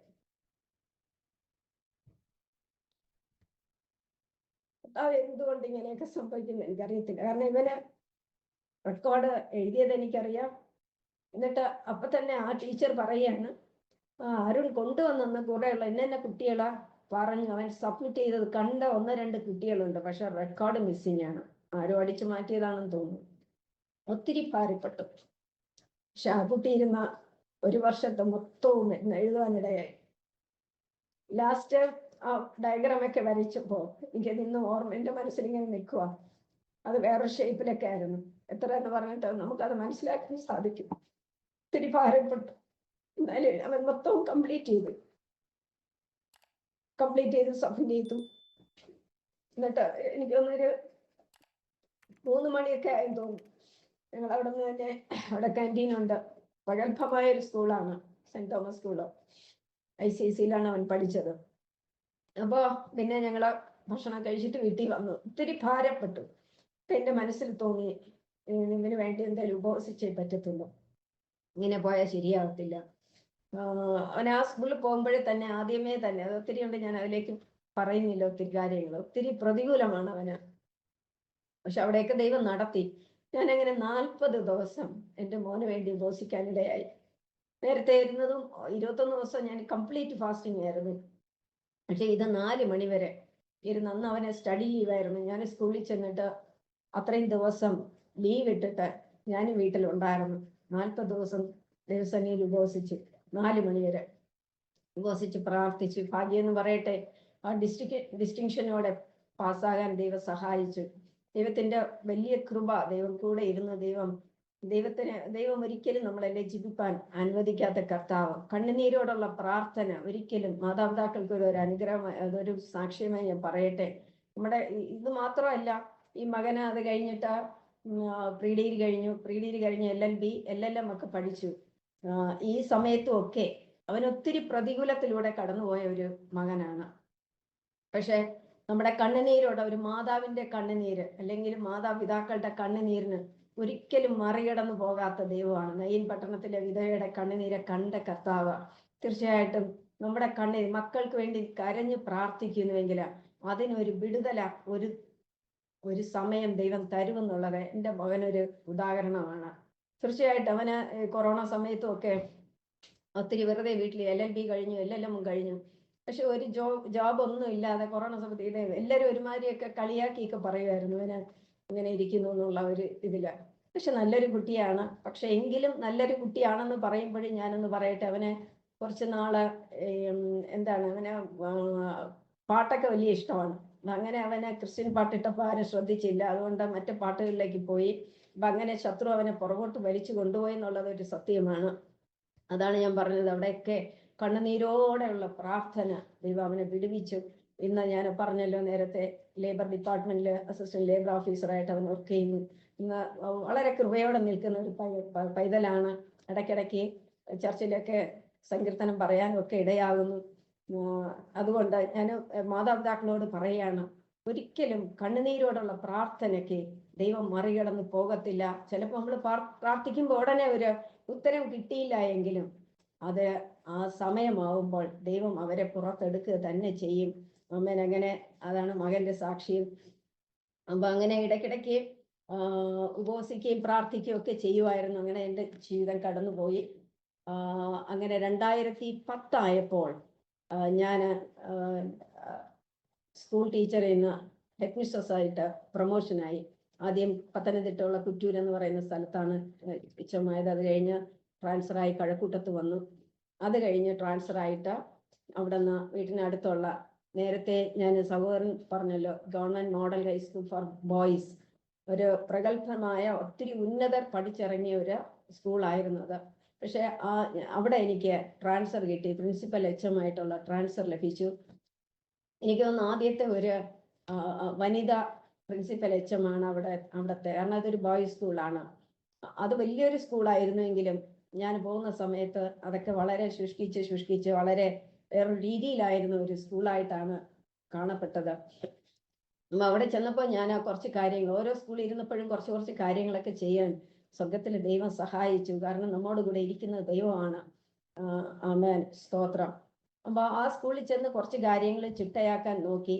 അപ്പോ അത് വലിയ സ്കൂൾ ആയതുകൊണ്ട് പ്രിൻസിപ്പൽ HM ഉണ്ട്, അസിസ്റ്റന്റ് HM ഉണ്ട്, 2 പേരുണ്ടായി. വലിയ സ്കൂളായിരുന്നു. പക്ഷെ അത് ഞാൻ പോകുന്ന സമയത്ത് വലിയ സ്കൂളൊന്നും ആയിരുന്നില്ല. ഏകദേശം ഒരു 600 കുട്ടികൾ പഠിക്കുന്ന ഒരു സ്കൂളായിട്ട് അത്രയ്ക്കും ഇതായിട്ട് മാറി. ഒത്തിരി വലിയ സ്കൂളായിരുന്നതാണ്. അപ്പൊ അവിടെ ചില കാര്യങ്ങൾ ചിട്ടയാക്കാൻ നോക്കിയത് കൊണ്ടായിരിക്കാം ചിലർക്കൊക്കെ ഒത്തിരി അസ്വസ്ഥതകൾ തോന്നുകയും കൂടെ ഉണ്ടായിരുന്ന അധ്യാപികയ്ക്ക് ഒത്തിരി നീരസമൊക്കെ ഉണ്ടാകാൻ തുടങ്ങി. ഒത്തിരി ബുദ്ധിമുട്ടുണ്ടായി. എന്നുവെച്ചാൽ ചില കാര്യമൊന്നും എനിക്ക് അംഗീകരിക്കാൻ പറ്റത്തില്ല, വരാതിരുന്ന് ഒപ്പിടുക. അപ്പൊ അങ്ങനെയുള്ള കാര്യങ്ങൾക്ക് സ്ട്രിക്റ്റ് ആക്കിയപ്പോൾ ഒത്തിരി പ്രതികൂലത്തിലൂടെ എനിക്ക് പോകേണ്ടി വന്നു. അവിടെ ഒത്തിരി ഒറ്റപ്പെടാനും ഒക്കെയുള്ള ഒരു സാഹചര്യം ഉണ്ടായി. അപ്പൊ എൻ്റെ ഹസ്ബൻഡ് പറഞ്ഞു, നീ ഒരു കാര്യം ചെയ്ത് ലീവ് എടുക്ക, നിനക്ക് ഇഷ്ടംപോലെ ലീവ് ഉണ്ടല്ലോ. ഞാൻ പറഞ്ഞു ശരി, എന്നാൽ ലീവ് എടുക്കാം എന്ന് പറഞ്ഞിട്ട് 2 മാസം ഞാൻ വെക്കേഷൻ ആ സമയത്ത് ലീവ് എടുത്തു. ലീവ് എടുത്തിട്ട് വീട്ടിലായിരുന്നു. ട്രാൻസ്ഫറിന് അപ്ലൈ ചെയ്തു. ഞാൻ അവിടെ നിന്ന് പോയപ്പോൾ ചില ടീച്ചേഴ്സ് എന്നോടൊക്കെ ചോദിച്ചു, മാഡം പോകേണ്ട കാര്യമുണ്ട്. ഞാൻ പറഞ്ഞില്ല, ഞാൻ ലീവ് എടുത്തു, എന്തായാലും എനിക്ക് ട്രാൻസ്ഫർ കിട്ടും. ഈ പറഞ്ഞാൽ ഓവർ കോൺഫിഡൻസ് ആയിരുന്നു എനിക്ക്. നേരത്തെ ഞാൻ പറഞ്ഞല്ലോ, കാരണം കുറച്ച് സീനിയറായി, വർഷങ്ങൾ കഴിഞ്ഞല്ലോ. അപ്പോൾ ഞാൻ പറഞ്ഞു ഞാൻ എന്തായാലും ട്രാൻസ്ഫർ. അപ്പോൾ അവർ പറഞ്ഞു, ചിലർ പറഞ്ഞു പോകരുത് ടീച്ചർ, പോകരുത്. ഞാൻ പറഞ്ഞില്ല, എനിക്ക് പറ്റത്തില്ല, ഇവിടെ ഇത് ശരിയാകത്തില്ല എന്ന് പറഞ്ഞ് ഞാൻ ട്രാൻസ്ഫറിന് അപ്ലൈ ചെയ്തു. വന്നു, റാങ്ക് ലിസ്റ്റ് വന്നു ട്രാൻസ്ഫറിൻ്റെ.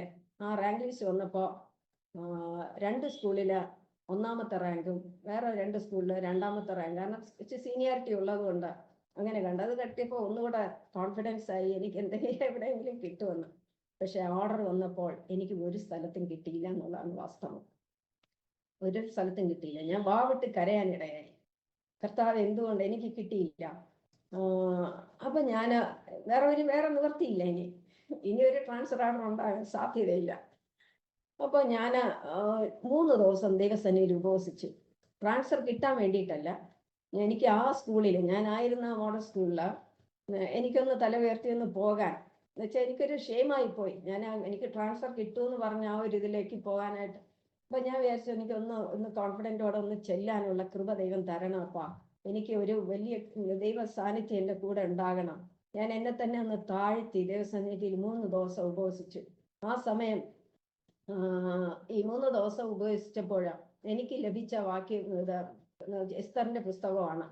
അപ്പോൾ ആ പുസ്തകത്തിൽ നിന്ന് എന്നോട് ഒത്തിരി കാര്യങ്ങൾ ദൈവം സംസാരിച്ചു. അന്ന് സംസാരിച്ചുവെങ്കിലും എനിക്കതൊക്കെ ചെറിയൊരു സംശയം, ഇതൊക്കെ നടക്കുമോ ഇനി?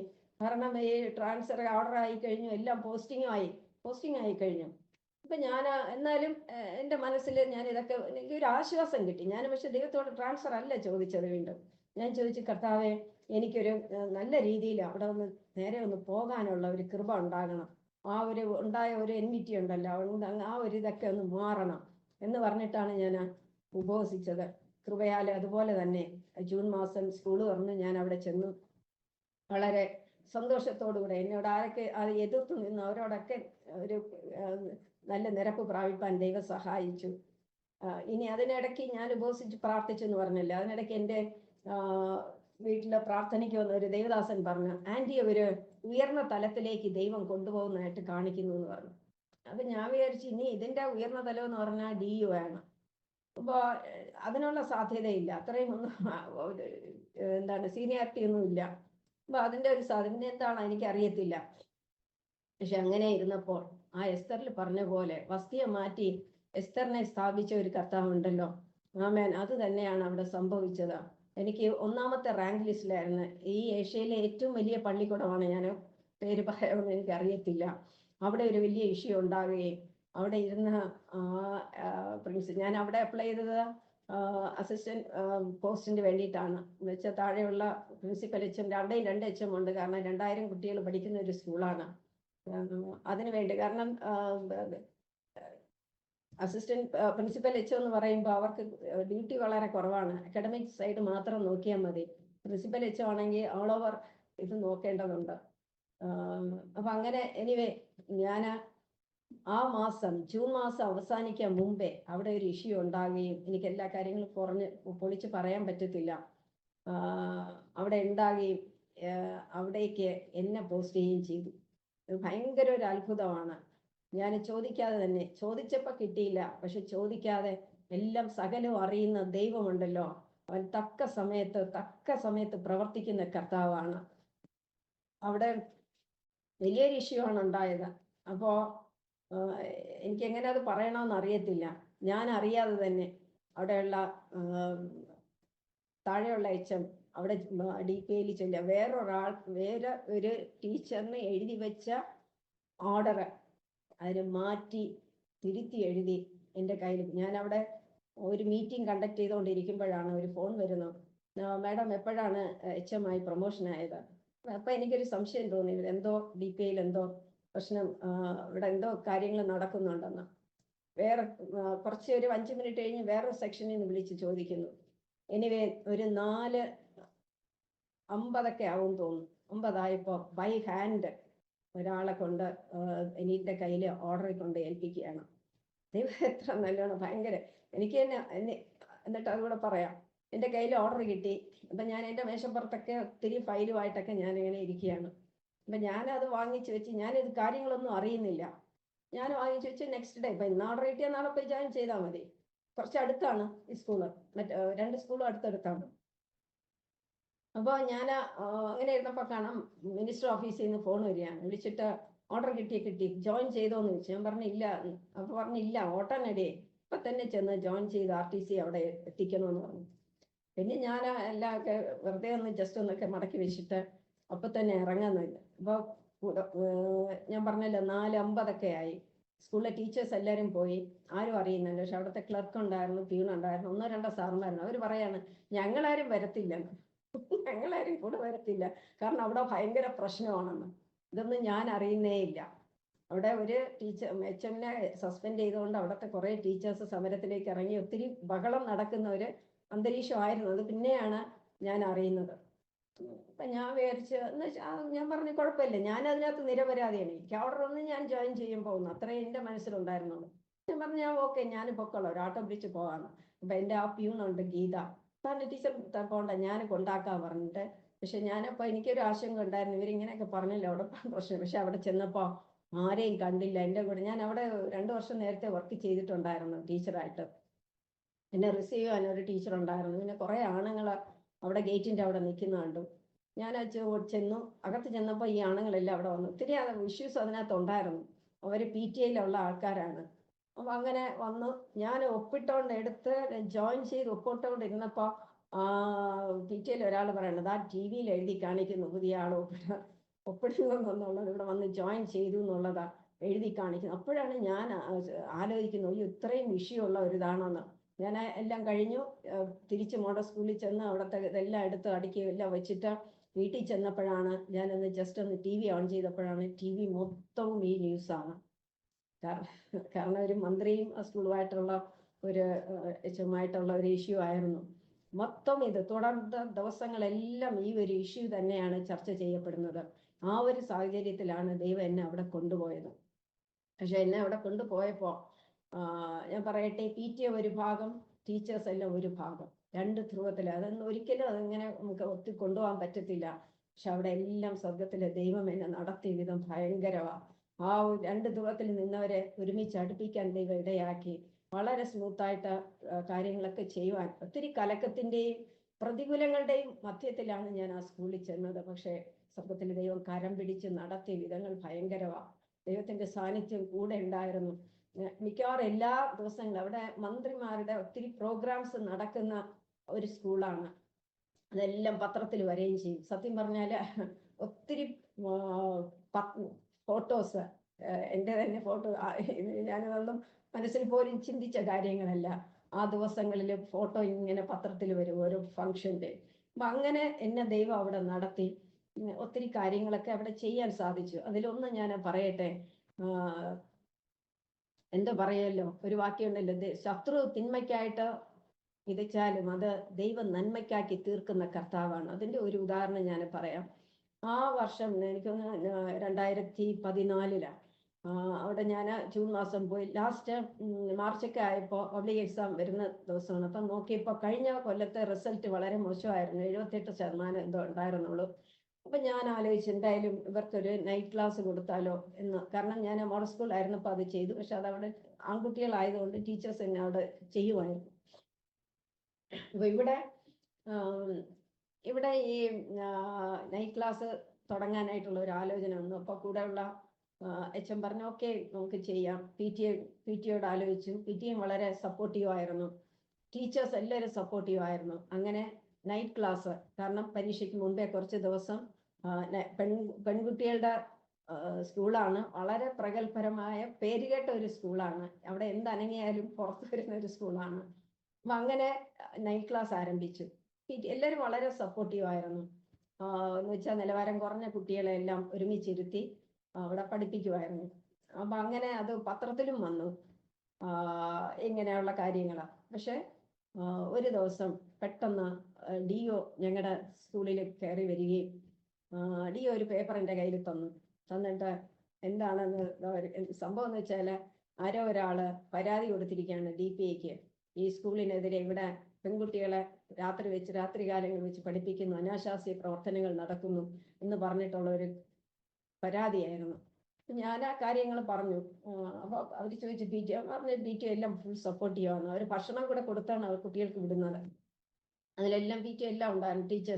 ടീച്ചേഴ്സ് ഹൈസ്കൂളിൽ മാത്രമല്ല 10ാം ക്ലാസ്സിലെ കുട്ടികളായാലും പോലും UPയിലെ ടീച്ചേഴ്സ് എല്ലാവരും കൂടെ പങ്കെടുത്തുകൊണ്ടാണ് നടത്തിയിരുന്നത്. അപ്പോൾ DO പറഞ്ഞു കുഴപ്പമില്ല, റിപ്പോർട്ട് എഴുതി തന്നാൽ മതി എന്ന് പറഞ്ഞു. അപ്പം ഞങ്ങൾ കാര്യങ്ങളെല്ലാം റിപ്പോർട്ടാക്കി കൊടുത്തു. അവർ പോയി. അന്ന് ഞാൻ PTA കാര്യം അറിയിച്ചു. അന്ന് വൈകുന്നേരം ഒരു 6:30 മണിയായപ്പോൾ DPO തന്നെ നേരിട്ട് വന്നു. ഞാൻ കണ്ടപ്പോൾ ഒന്നും ഞെട്ടിപ്പോയെങ്കിലും, കാരണം സാധാരണ അങ്ങനെ DPO ഒന്നും സ്കൂളുകളിൽ അങ്ങനെ വരാറില്ല. പക്ഷെ അദ്ദേഹം വന്നു 6:30 ആയപ്പോൾ, ഒരു സന്ധ്യ ഇരുട്ടാറായപ്പോൾ വന്നു. വന്ന് അവിടെ വളരെ സന്തോഷത്തോടെ കയറിയിരുന്ന് കുട്ടികൾ പഠിക്കുന്നത് കണ്ട് വന്നിരുന്ന് ഒരു 5 മിനിറ്റ് ആയപ്പോൾ, ഒരു ദിവസവും കറണ്ട് പോകാത്ത അന്ന് കറണ്ട് പോയി. അന്ന് പരാതി അതായിരുന്നു, കറണ്ട് പോയിട്ട് അവിടെ അനാശാസ്യ പ്രവർത്തനങ്ങൾ നടക്കുന്നു എന്നായിരുന്നു പരാതി.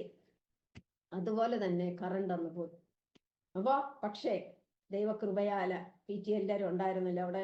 ആ സ്കൂളിൽ തന്നെ ഒരു ഇലക്ട്രീഷ്യൻ PT ഒക്കെ വെച്ചിട്ടുണ്ട്, കാരണം ഇത്രയും വലിയ സ്കൂളായതുകൊണ്ട്. ഇലക്ട്രീഷ്യൻ ഉണ്ടായിരുന്നു, ജനറേറ്റർ ഉണ്ടായിരുന്നു. അവരെല്ലാം പെട്ടെന്ന് കാര്യങ്ങളെല്ലാം ക്രമീകരിച്ചു. എമർജൻസി ലൈറ്റ് ഉണ്ടായിരുന്നു, അത് ഓൺ ചെയ്ത് ആദ്യം. അത് കഴിഞ്ഞ് ജനറേറ്റർ ഓൺ ചെയ്തു. എല്ലാ ലൈറ്റും കാര്യങ്ങളും എല്ലാം വന്നു, ഫാനും എല്ലാം വർക്കൗട്ടായി.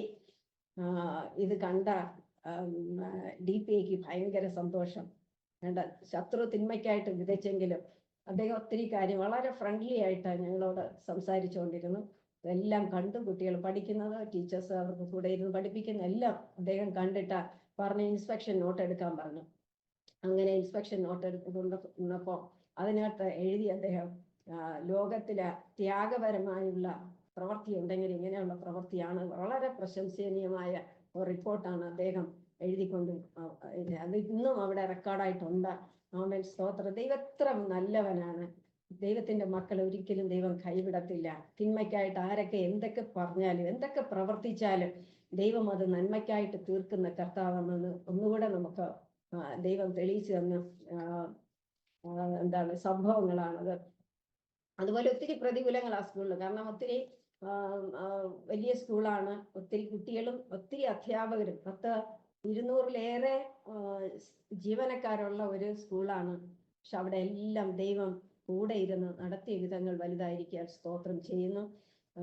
അത് കഴിഞ്ഞ് ഞാൻ ഒരു 1-2 സംഭവങ്ങളിലൂടെ പറയട്ടെ. അതിൻ്റെ ഇടയ്ക്ക് ഞാൻ അവിടെ 2016 നവംബർ വരെ അവിടെ ഉണ്ടായിരുന്നു. അതിനിടയ്ക്ക് ഞാൻ നമ്മുടെ വചനത്തിൽ പറയുന്നുണ്ടല്ലോ, യെശയ്യാ എഴുതിയ പ്രവചന പുസ്തകത്തിലാണ് 55-ാം അധ്യായം അതിൻ്റെ 8-ാം വാക്യങ്ങൾ ഇങ്ങനെ പറയുന്നുണ്ട്: എൻ്റെ വിചാരങ്ങൾ നിങ്ങളുടെ വിചാരങ്ങളല്ല, നിങ്ങളുടെ വഴികൾ എൻ്റെ വഴികളുമല്ല എന്ന് യഹോവ അരുളി ചെയ്യുന്നു. ആകാശം ഭൂമിക്ക് മീതെ ഉയർന്നിരിക്കുന്നത് പോലെ എൻ്റെ വഴികൾ നിങ്ങളുടെ വഴികളിലും എൻ്റെ വിചാരങ്ങൾ നിങ്ങളുടെ വിചാരങ്ങളും ഉയർന്നിരിക്കുന്നു എന്നുള്ള ഒരു വാക്യം എല്ലാവർക്കും അറിയുന്നതാണ്. ഞാൻ എൻ്റെ ജീവിതത്തിൽ നടന്ന 1-2 സംഭവങ്ങൾ ഞാൻ പറയട്ടെ. നേരത്തെ ഞാൻ പറഞ്ഞല്ലോ, ഹസ്ബൻഡിന് രണ്ടാമത് ഈ പോസ്റ്റിംഗ് ആയത് 1997-ലാണ്. 5 വർഷം ജോലിയില്ലാതെ ഇരുന്നിട്ടാണ്. അപ്പൊ ഈ അന്ന് ട്രെയിനിങ് നടക്കുമ്പോൾ ഞാൻ ഇങ്ങനെ പ്രാർത്ഥിക്കുകയാണ്. എൻ്റെ 2 കൊച്ചുകുട്ടികളാണ്. അപ്പോൾ ഹസ്ബൻഡാണ് എല്ലാ കാര്യങ്ങളും കുട്ടികളെ കൊണ്ട് വിളിക്കുന്നതൊക്കെ. എനിക്ക് കുറച്ച് അകലെയാണ് എൻ്റെ സ്കൂള്. അപ്പൊ ഞാനിങ്ങനെ പ്രാർത്ഥിക്കും, കർത്താവേ അടുത്ത് തന്നെ ട്രാൻഡ്രത്ത് എന്നെ കിട്ടണം എന്ന് പറഞ്ഞിട്ട് പ്രാർത്ഥിച്ചുകൊണ്ടിരുന്നപ്പോൾ ഒരു ശബ്ദം എനിക്ക് കേൾക്കാനിടയായി: ഞാൻ നിന്നോട് കൂടെ ഉണ്ട്, പിന്നെ നീ എന്തിനു ഭയപ്പെടുന്നു? അപ്പൊ ഞാൻ വിചാരിച്ചു, ഇവിടെ കിട്ടും, ട്രാൻഡ്രത്ത് എന്തായാലും കിട്ടുമെന്ന് വിചാരിച്ചു. പക്ഷേ വന്നപ്പോ പറഞ്ഞത് മുണ്ടക്കയത്താണെന്ന് ഞാൻ നേരത്തെ പറഞ്ഞല്ലോ. അപ്പൊ ഞാൻ വിചാരിച്ചു, കർത്താവ് ഞാൻ ഇത് കേട്ടപ്പോ എൻ്റെ കണ്ണൊക്കെ നിറഞ്ഞ് ആ ഒരു പ്രത്യേക ശബ്ദം കേട്ടപ്പോൾ ഞാൻ ഒത്തിരി സന്തോഷിച്ചു. പക്ഷെ പിന്നെ എനിക്ക് സംശയം തോന്നി, ഞാൻ കേട്ടത് ദൈവശബ്ദം അല്ലായിരുന്നു. പക്ഷെ ദൈവം എന്താ പറഞ്ഞത്? ട്രാൻസ്ഫർ കൊടുക്കുമെന്ന് പറഞ്ഞില്ല, ഞാൻ നിന്നോട് കൂടെ ഉണ്ട്, പിന്നെ നീ എന്തിനു ഭയപ്പെടുന്നു? അവണ്ണം തന്നെ ദൈവം എന്നെ നടത്തി ഭയങ്കര അത്ഭുതകരമായിട്ട്. ഇന്ന് എനിക്ക് ആലോചിക്കാൻ പോലും വയ്യ. വീട്ടിലെ എല്ലാ കാര്യങ്ങളും നോക്കി, കാരണം കുറച്ച് അകലെയാണ് എൻ്റെ സ്കൂൾ. 1/2 മണിക്കൂറോളം ഫാസ്റ്റിൽ പോയി വേണം പോകാൻ. അപ്പൊ ഈ കുട്ടികളെ ഇറുക്കി സ്കൂളിൽ, അപ്പൊ അവിടെ എല്ലാം ദൈവത്തിന്റെ സാന്നിധ്യം കൂടെ ഇരുന്ന് നടത്തി. അത് ഒരു പിന്നെ രണ്ടാമത് എനിക്കൊന്ന് 1980-ലാണെന്ന് തോന്നുന്നു, ഞങ്ങൾ ഈ വീടിന്റെ മുകളില് ഫസ്റ്റ് ഫ്ലോർ വെക്കാനിടയായി. അപ്പോ അന്ന് ഹസ്ബൻഡ് ചെങ്ങന്നൂരായിരുന്നു, വീട്ടിലില്ല. ഞാൻ അന്ന് ഒരു വെക്കേഷൻ ടൈമിലാണ് ഇത് അതിന്റെ മുകളിൽ വയ്ക്കുന്നത്. അന്ന് ഞങ്ങൾ നേരത്തെ പറഞ്ഞല്ലോ 21 ദിവസം ഫാസ്റ്റിംഗ് ഇരിക്കുകയായിരുന്നു. പക്ഷെ ഈ കൺസ്ട്രക്ഷൻ നമുക്ക് സാധാരണ വയ്ക്കുന്നത് ഒരു ചുമരിന്റെ മുകളിൽ വേണ്ടേ, മുകളിലുള്ള ചുമര് വരാൻ. പക്ഷെ ഇതങ്ങനെ അല്ല വന്നത്, വളരെ ചരിഞ്ഞിട്ടാണ് വന്നത്. ഇത് ആരും കാണുന്നില്ല, ഞാനങ്ങനെ പോകാറില്ല, പണിക്കാരൊക്കെ ഉള്ളത് ഞാൻ ശ്രദ്ധിക്കാറില്ല. കോൺട്രാക്ട് കൊടുത്തിരിക്കുകയായിരുന്നു. എല്ലാം ചെയ്ത് കംപ്ലീറ്റ് ആയി, ഇന്റീരിയർ എല്ലാം കഴിഞ്ഞു. പെയിന്റും അടിച്ചതിന് ശേഷമാണ് ഹസ്ബൻഡ് ഇങ്ങനെ വന്ന് ഒരിക്കൽ നോക്കിയപ്പോൾ എന്തോ സംശയം തോന്നി. അളന്ന് നോക്കിയപ്പോൾ വളരെ മാറിയിട്ടാണ് മുകളിലുള്ള ചുവര്. ഒത്തിരി ഭാരപ്പെട്ടു. ഈ മരണ വീട് പോലെ ആയിരുന്നു 2 ദിവസം. എന്ത് ചെയ്യണമെന്ന് അറിയത്തില്ല.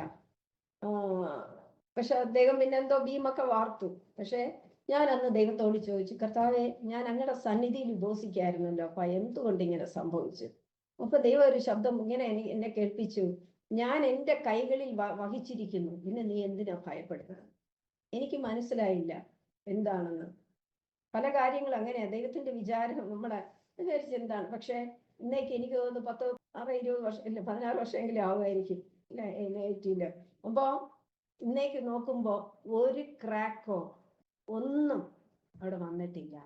അത് ഫസ്റ്റ് ഫ്ലോർ ആദ്യത്തെ 1ാമത്തെ നില വെച്ചപ്പോൾ തന്നെ ചെറിയ അങ്ങോട്ടവിടെ ചെറിയ ക്രാക്കുകൾ ഉണ്ടായിരുന്നു. പക്ഷെ ഈ ഫസ്റ്റ് ഫ്ലോറിൽ യാതൊരു ക്രാക്കോ ഒന്നുമില്ലാതെ ദൈവം പറഞ്ഞതുപോലെ കരത്തിൽ വഹിച്ചിരിക്കുക ഇന്നും. ഹല്ലേലൂയ. അത് 2ാമത്തെ സംഭവം.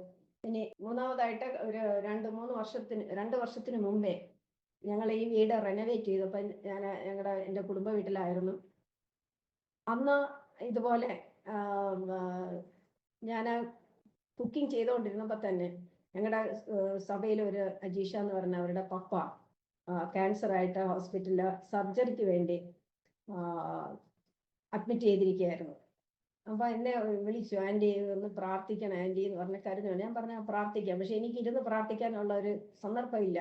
കാരണം കുറച്ച് കഴിഞ്ഞ് എൻ്റെ കുഞ്ഞ് വരും, അവരെ നോക്കണം. അപ്പൊ ഞാൻ ഈ കുക്ക് ചെയ്തുകൊണ്ട് തന്നെ ഉറക്കെ അന്യഭാഷയിൽ പ്രാർത്ഥിക്കാൻ തുടങ്ങി.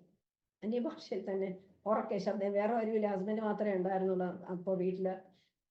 അങ്ങനെ പ്രാർത്ഥിച്ചുകൊണ്ടിരുന്നപ്പോൾ തന്നെ എൻ്റെ നഗ്ന നേത്രത്തിൽ എൻ്റെ കണ്ണുകൊണ്ട് തന്നെ എനിക്ക് കാണാൻ പറ്റി, ഊരിപ്പിടിച്ച വാളുമായിട്ടൊരു ഒരു ഭടൻ താഴെ ഇറങ്ങി വന്ന് ഇങ്ങനെ എൻ്റെ മുമ്പിൽ നിൽക്കുന്നതായിട്ട് കണ്ടു. അപ്പൊ ഞാൻ പെട്ടെന്ന് എൻ്റെ കണ്ണൊക്കെ നിറഞ്ഞിട്ട് ഞാൻ വേഗം അവരോട് ചെന്ന് ഫോണിൽ ഞാൻ മെസ്സേജ് ഇട്ടു, അജീഷ് എന്തായാലും ഒരു വിടുതലുണ്ട്, ഞാനിങ്ങനെ ഒരു കാഴ്ച കണ്ടു. പക്ഷെ അത് എടുത്തായിട്ടില്ല, തിക്തകരക്കായുണ്ടായിരിക്കും. ഞാൻ പിന്നെ വിളിച്ചിട്ട് ഞാൻ ഇങ്ങനെ പറഞ്ഞു, ഇങ്ങനെ കാര്യങ്ങൾ പറഞ്ഞു.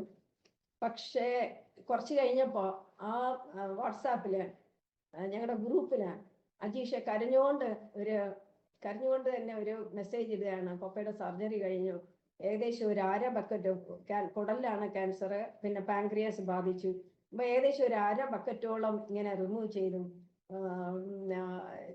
ജീവൻ കിട്ടുമോ എന്തോന്ന് അറിയത്തില്ല എന്നുള്ള ഒത്തിരി കരഞ്ഞിട്ടൊരു മെസ്സേജ് ഇടാനിടയായി. ഞാൻ കണ്ടതൊക്കെ വെറുതെ ആയോ എന്നൊക്കെ ഉള്ള ഒരു തോന്നൽ എനിക്കുണ്ടായിരുന്നു. പക്ഷെ അദ്ദേഹം ഇന്നും ജീവിച്ചിരിക്കുന്നു. അദ്ദേഹം വന്നിട്ട് പറഞ്ഞു, ഇതേ കാഴ്ച അദ്ദേഹവും അവിടെ കണ്ടു എന്ന് പറയുന്നു. സെയിം ഇത് എന്നെ കുറച്ചുകൂടെ കണ്ടു. സ്വർഗത്തിൽ നിന്ന് കുറച്ച് ദൂതന്മാർ ഇറങ്ങി ഡോക്ടേഴ്സിന് വേണ്ട ഡയറക്ഷൻസ് കൊടുക്കുന്നതോടെ അദ്ദേഹം കണ്ടു. അപ്പൊ നമ്മുടെ വിചാരമല്ല ദൈവത്തിന്റെ വിചാരം എന്നുള്ളത്, നമ്മുടെ വഴിയുമല്ല. അത് വളരെ വലുതാണ്. നമ്മൾ കേൾക്കുമ്പോൾ അപ്പോ ഉള്ളത് നമ്മൾ ചിന്തിക്കുന്നു, എന്നാൽ ദൈവത്തിന്റെ പദ്ധതി വലുതാണ്. അതുപോലെ തന്നെ ഒരു ഉദാഹരണം കൂടെ ഞാൻ പറഞ്ഞോട്ടെ. കഴിഞ്ഞ ഡിസംബർ 29 എൻ്റെ ഇളയ സഹോദരൻ നിത്യതയിൽ ചേർക്കപ്പെട്ടു. അത് ഒത്തിരി ഭാരമുള്ള ഒരു കാര്യമാണ്. കാരണം ഞങ്ങളുടെ പപ്പയെ പോലെ തന്നെ വളരെ കുടുംബത്തിന് വേണ്ടിയൊക്കെ ഒത്തിരി ഇങ്ങനെ നിൽക്കുന്ന അവന് കോളേജിൽ പഠിപ്പിക്കുന്ന ഒരു പ്രൊഫസറായിരുന്നു.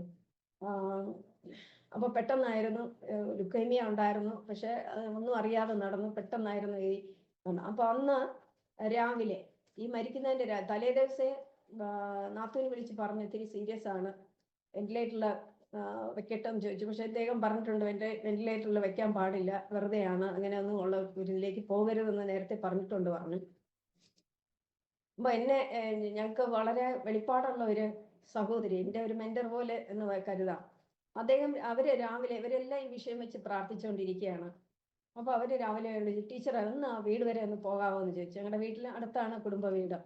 അപ്പൊ ഞാൻ പറഞ്ഞാ പോകാം, അന്ന് ചെന്നൊന്ന് പ്രാർത്ഥിക്കണോ പറഞ്ഞു. ഞാൻ പറഞ്ഞു ഓക്കെ പ്രാർത്ഥിക്കാം. ഒരു പ്രാർത്ഥിച്ച് ഒരു വിടുതല കിട്ടി, അത്രയും നല്ലതല്ലേ എന്ന് വിചാരിച്ചിട്ട് ഞാൻ ഓക്കെ പറഞ്ഞു. താക്കോലൊക്കെ അവിടെ ആരും ഇല്ല, ഗേറ്റ് തുറന്ന് വീട്ടിലെ വാതിലും തുറന്ന് അതവിടെ ടീപ്പോയിലാവത് വെച്ചിട്ട് ഞാൻ എന്ത് ചെയ്തു, നടന്നു തന്നെ അന്യഭാഷയിൽ അവർ പറഞ്ഞു, അന്യഭാഷയിൽ നടന്നു അവരൊരു വാക്ക് പറഞ്ഞു, അന്യഭാഷയിലും പ്രാർത്ഥിക്കാം, സ്തുതിച്ച് ആരാധിക്കുകയും ചെയ്യാന്ന്. ഞാൻ അത് വെച്ചിട്ട് ഇങ്ങനെ അന്യഭാഷ പറഞ്ഞിങ്ങനെ നടന്ന് കൊണ്ടിരുന്നപ്പോ പെട്ടെന്ന് ആ ഹാളിൽ ഇങ്ങനെ കയറി കുറച്ചിങ്ങനെ 2-3 സ്റ്റെപ്പ് വെച്ചതേ ഉള്ളൂ, വളരെ വലിയൊരു ദൈവ സാന്നിധ്യം എൻ്റെ മേൽ വന്നു. എനിക്ക് നിൽക്കാൻ പറ്റത്തില്ല. ഞാൻ തറയിൽ തുള്ളി ചാടി ദൈവത്തിൽ അന്യഭാഷയിൽ ശക്തമായിട്ട് ആരാധിക്കാൻ ഇടയായി. അപ്പൊ അങ്ങനെ കുറച്ച് കഴിഞ്ഞിട്ട് ഞാൻ തന്നെ എല്ലാ റൂമിലൊക്കെ ചെന്നൊന്ന് പ്രാർത്ഥിച്ചു. തിരിച്ചു വന്നിട്ടപ്പോൾ ഞാൻ 2 കൈയും നിവർത്തി. ഇതൊന്നും എനിക്കറിയത്തില്ല എന്താ ഞാൻ ചെയ്യണമെന്ന്. 2 കരങ്ങളും ഉയർത്തി ഹാലേലൂയ പാടാൻ തുടങ്ങി. എന്നിട്ട് ഞാൻ അറിയാതെ തന്നെ മുട്ടിന്മേൽ നിന്നുകൊണ്ട് ദൈവത്തെ സ്തുതിക്കാൻ തുടങ്ങി. ഇതുപോലെ ഞാൻ തന്നെ വിചാരിക്കാൻ, അയ്യോ ഈ പാട്ടിന് എന്തൊരു മാധുര്യമാണ്. ഒത്തിരി അങ്ങ് പാടുന്ന ആളൊന്നും ഇല്ലെങ്കിലും ഞാൻ ആലോചിക്കും അത്രയ്ക്ക് മാധുര്യമേറിയ ഒരു ഇതായിരുന്നു. അപ്പം ഞാൻ എല്ലാം കഴിഞ്ഞ് ഞാൻ ഇറങ്ങി തിരിച്ച് വീട്ടിൽ വന്നു. അപ്പം ഞാൻ വിചാരിച്ചെന്ന് വെച്ചാൽ ഇത്രയും ദൈവസാന്നിധ്യം ഇറങ്ങിയല്ലേ ആ മകനൊരു വിടുതല കിട്ടുമെന്ന്. പക്ഷെ അതായിരുന്നില്ല. ദൈവത്തിന്റെ ദൂതന്മാരിറങ്ങി കൊണ്ടുപോകാൻ വന്നതാണെന്ന്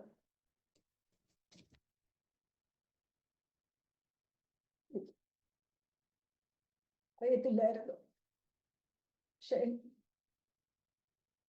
ആ പ്രവൃത്തിയും ദൈവം എന്നിലൂടെ ചെയ്തെടുക്കാനിടയായി. അങ്ങനെ എൻ്റെ സഹോദരൻ, ആ സിസ്റ്റർ എപ്പോഴും പറയും ആ സഹോദരൻ പോയത് നിത്യതയിലാണ്. നേരത്തെ 1-2 കാര്യങ്ങൾ പറഞ്ഞിരുന്നെങ്കിലും അങ്ങനെ ഒരു സംഭവം കഴിഞ്ഞ ഡിസംബർ 29 അങ്ങനെ ഒരു സംഭവം. നമ്മുടെ വിചാരങ്ങളല്ല ദൈവത്തിന്റെ വിചാരങ്ങൾ. ഒരിക്കലും ദൈവം നമുക്ക് ആർക്കും ദോഷമായിട്ടൊന്നും ചെയ്യത്തില്ല. പക്ഷെ സങ്കടമുണ്ടെങ്കിലും നിത്യതയിലാണ് പോയത്, ദൂതന്മാർ കൊണ്ടുപോയി എന്നുള്ള ആ ഒരു സമാധാനമുണ്ടെങ്കിൽ പോലും ഞങ്ങൾക്ക് വിഷമമുണ്ട്. എന്നാലും ദൈവം എത്രത്തോളം നടത്തുന്നു. ഞാൻ എൻ്റെ വാക്കുകളൊന്നും ചുരുക്കട്ടെ. ഇനി ഞാൻ 2016 നവംബറിൽ HM നിന്ന് പ്രൊമോഷനായി DU ആയിട്ട് പാല DU ആയിട്ട് പോകാനിടയായി. അവിടെ കുറച്ച് മാസങ്ങൾ വർക്ക് ചെയ്തു. അവിടെ എല്ലാം ദൈവത്തിന്റെ സാന്നിധ്യം ഉണ്ടായിരുന്നു. പ്രത്യേകിച്ച് ഞാൻ എടുത്ത് പറയുന്നില്ല. ഒത്തിരി എല്ലാ കാര്യങ്ങളും കൂടെയുള്ള സ്റ്റാഫ് എല്ലാം നമ്മുടെ കൂടെ ഒപ്പം നിൽക്കാൻ, അത് എൻ്റെ കഴിവൊന്നുമല്ല, ദൈവത്തിന്റെ കൃപയാണ്. കാര്യങ്ങളെല്ലാം ഭംഗിയായിട്ട് നല്ലൊരു DU ആയിട്ട് ഒരു DU ഓഫീസായിട്ട് അവിടെ കേൾക്കാനിടയായി. കാരണം ഒരു മീറ്റിംഗ് ഒക്കെ വയ്ക്കുമ്പോൾ ഒരു കുറവ് പാല DU ചെയ്യുന്ന ഒരു കുറവായിട്ടൊന്നും ഒരിക്കലും ആരും അതാ നെക്സ്റ്റ് വന്ന DU പറയുമായിരുന്നു. വെച്ചാൽ ആ കാലഘട്ടത്തില് ഒരു കുറവ് വയ്ക്കാൻ, അല്ലെങ്കിൽ ഇന്നത് ചെയ്തില്ല ഇന്നതില്ല എന്നുള്ള ഒരു കുറവ് അവിടെ ഉണ്ടായിരുന്നില്ല. കാരണം ദൈവത്തിന്റെ സാന്നിധ്യം അതേപോലെ ഉണ്ടായി. ദൈവം എല്ലാവരെയും കോർഡിനേറ്റ് ചെയ്ത് കൊണ്ടുപോകുവാനും അവരെല്ലാം നല്ല രീതിയിൽ പ്രവർത്തിക്കുവാനും ദൈവം ഇടയായി. 2017 ഞാൻ ട്രാൻഡത്തോട്ട് ട്രാൻസ്ഫർ ആയി വന്നു. 2018 റിട്ടയർഡായി, DU ആയിട്ട് റിട്ടയർഡായി ആകാൻ ദൈവം സഹായിച്ചു. അതിനുശേഷം 2018 റിട്ടയർഡ് ആയപ്പോൾ ഞങ്ങൾ പോകുന്ന ചർച്ച് ജീസസ് ഹീൽസ് ചർച്ചാണ്. അതിൻ്റെ സ്ഥാപകനായ സ്ക്വാഡ്രൺ ലീഡർ മാത്യു സാറാണ്. മാത്യു സാറ് ഇങ്ങനെ ഞങ്ങൾ റിട്ടയർഡായി 1-2 പേരുണ്ടായിരുന്നു. അപ്പോൾ സാറ് പറഞ്ഞു ഒരു ലേഡീസ് ഗ്രൂപ്പ് ഇവിടെ നമുക്ക് തുടങ്ങണം, അതിൻ്റെ ചാർജ് വഹിക്കണമെന്നൊക്കെ പറഞ്ഞു. എന്നിട്ട് പറഞ്ഞ് റിട്ടയർഡ് ആയിട്ടുള്ള പീപ്പിൾ കുറച്ച് പേരുണ്ട്, റിട്ടയർഡ് ബട്ട് നോട്ട് ടയർഡ്. എനിക്കിപ്പോഴും ആ മനസ്സിലിങ്ങനെ കിടക്കുകയാണ്, റിട്ടയർഡ് ബട്ട് നോട്ട് ടയർഡ്. അതുകൊണ്ട് ഈ ഗ്രൂപ്പ് ഏറ്റെടുത്ത് നടത്തണം. നെക്സ്റ്റ് സൺഡേ ആയപ്പോൾ എൻ്റെ പേര് തന്നെ പറഞ്ഞു അതിൻ്റെ ചുമതല വഹിക്കണമെന്ന്. അങ്ങനെ ആ കൃപയാലായിരിക്കുന്നു ദൈവം അതിൻ്റെ ചുമതല വഹിപ്പാൻ ദൈവം സഹായിക്കുന്നു. ഇടയ്ക്ക് ചെറിയ പ്രതികൂലങ്ങളൊക്കെ വന്നുവെങ്കിലും അതിനെല്ലാം നിലനിൽപ്പാൻ ദൈവം സഹായിക്കുന്നു. ഞങ്ങളുടെ ഗ്രൂപ്പിൻ്റെ പ്രവർത്തനങ്ങൾ എന്ന് പറയുന്നത് മാസത്തിലൊരിക്കൽ ഒരു പരസ്യയോഗം നടത്തുന്നു. അതിനായിട്ടുള്ള സഹോദരിമാരുണ്ട്. അതിൻ്റെ പ്രഗത്ഭരായ ഞങ്ങളെല്ലാം ഒരുമിച്ച് പല സ്ഥലങ്ങളിൽ ചെന്നിട്ട് ദൈവത്തെ പരസ്യമായിട്ട് സുവിശേഷിക്കാനുള്ള കൃപ ദൈവം തരുന്നു. ഒത്തിരി കഴിവോ മിടുക്കോ ഒന്നും ഇല്ല എങ്കിൽ പോലും ദൈവം എത്രത്തോളം ഉപയോഗിക്കുന്ന വിധങ്ങൾക്കായി ഞാൻ ദൈവത്തെ സ്തുതിക്കുന്നു. അതുപോലെ തന്നെ അതിൻ്റെയോടൊപ്പം തന്നെ ട്രാക്ട് വിതരണമൊക്കെ ചെയ്യുന്നു. പിന്നെ ഒരു ആഴ്ച ഓൾഡ് ഏജ് ഹോം, അതുപോലെ ഓർഫണേജസ്, പിന്നെ ക്യാൻസർ പേഷ്യൻസ് താമസിക്കുന്ന സ്ഥലം, പിന്നെ പാലിയേറ്റീവ് കെയർ റീഹാബിലിറ്റേഷൻ സെന്റേഴ്സ് കഴിഞ്ഞ ദിവസം ഞങ്ങൾ പോയിരുന്നു, കഴിഞ്ഞ ഞായറാഴ്ച. അപ്പം അങ്ങനെയൊക്കെ സന്ദർശിക്കാനും അവിടെ ആവശ്യമെങ്കിൽ ചെറിയ സഹായമൊക്കെ ചെയ്യാനും സ്വർഗത്തിലെ ദൈവം സഹായിക്കുന്നു. അതുപോലെ തന്നെ ഭവന പ്രാർത്ഥനകൾ നടത്തുവാൻ ദൈവം സഹായിക്കുന്നു. നിർധനരായിട്ട് സാമ്പത്തികമായി ബുദ്ധിമുട്ടുന്നവർക്കൊക്കെ അതിൻ്റെതായിട്ടുള്ള ഇതൊക്കെ സഹായം ചെയ്യുവാൻ. ഞാൻ പറഞ്ഞല്ലോ 40-45 വർഷത്തിന് മുമ്പെയാണ് ഒരു പ്രവചനം പറഞ്ഞത്, ആതുര ശുശ്രൂഷയ്ക്കായി അവളെ കണ്ടിരിക്കുന്നു എന്ന. ദൈവകൃപയാൽ ദൈവത്തിന്റെ വാഗ്ദത്തങ്ങളൊക്കെ എല്ലാം ഉവ്വ എന്ന് തന്നെയാണ്. ആമേൻ. ഇന്നത് ദൈവം ചെയ്തെടുക്കാൻ ദൈവം കൃപ തരുന്നു. അങ്ങനെ ഉള്ള അങ്ങനെയുള്ള പ്രവർത്തനങ്ങളൊക്കെ നടക്കുന്നു.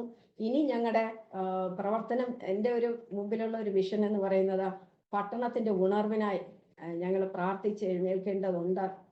ആ ഒരു തിരുവനന്തപുരം പട്ടണം ഉണർന്നെഴുന്നേൽക്കുന്നതിന് വേണ്ടി ഞങ്ങൾ പ്രാർത്ഥിച്ചു കൊണ്ടിരിക്കുന്നു. അതിന് ദൈവം ചെയ്തെടുക്കുന്നുള്ള വിശ്വാസമുണ്ട്. അതിന് എന്നെ കേൾക്കുന്നവര് ആർക്കെങ്കിലും താല്പര്യം ഉണ്ടെങ്കിൽ ആ വിഷയത്തെ ഓർത്ത് പ്രാർത്ഥിക്കുക.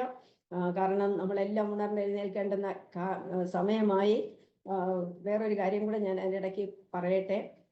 ഞാൻ ഈ റിട്ടയർഡ് ആയതിനു ശേഷം ഞങ്ങൾ സാധാരണ ഒരാഴ്ച ഉപവസിച്ചിട്ടാണ് ഞങ്ങളുടെ കത്രിമേശ എടുക്കുന്നത്. അപ്പം അങ്ങനെ ഒരു ദിവസം ഇങ്ങനെ ആരാധിച്ചുകൊണ്ടിരുന്നപ്പോൾ യേശുവിനെ കാണാൻ എനിക്ക് ഇടയായി.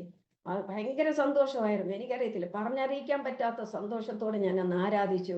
അപ്പൊ ദൈവം എന്നോട് പറഞ്ഞൊരു കാര്യമുണ്ട്, ഞാൻ നിന്നെ പിന്നെയും കാണാൻ വരുമെന്ന് പറഞ്ഞു. ഈ പറഞ്ഞതുപോലെ പിന്നെ എനിക്ക് തോന്നി, ആഴ്ചകളായിട്ട് അത് എനിക്ക് അങ്ങനെ കണ്ടില്ല. ഞാൻ ഇതൊക്കെ തോന്നിയതാണ്. പലപ്പോഴും എൻ്റെ മനസ്സിൽ അങ്ങനെയൊക്കെയുള്ള സംശയങ്ങൾ വരാറുണ്ട്.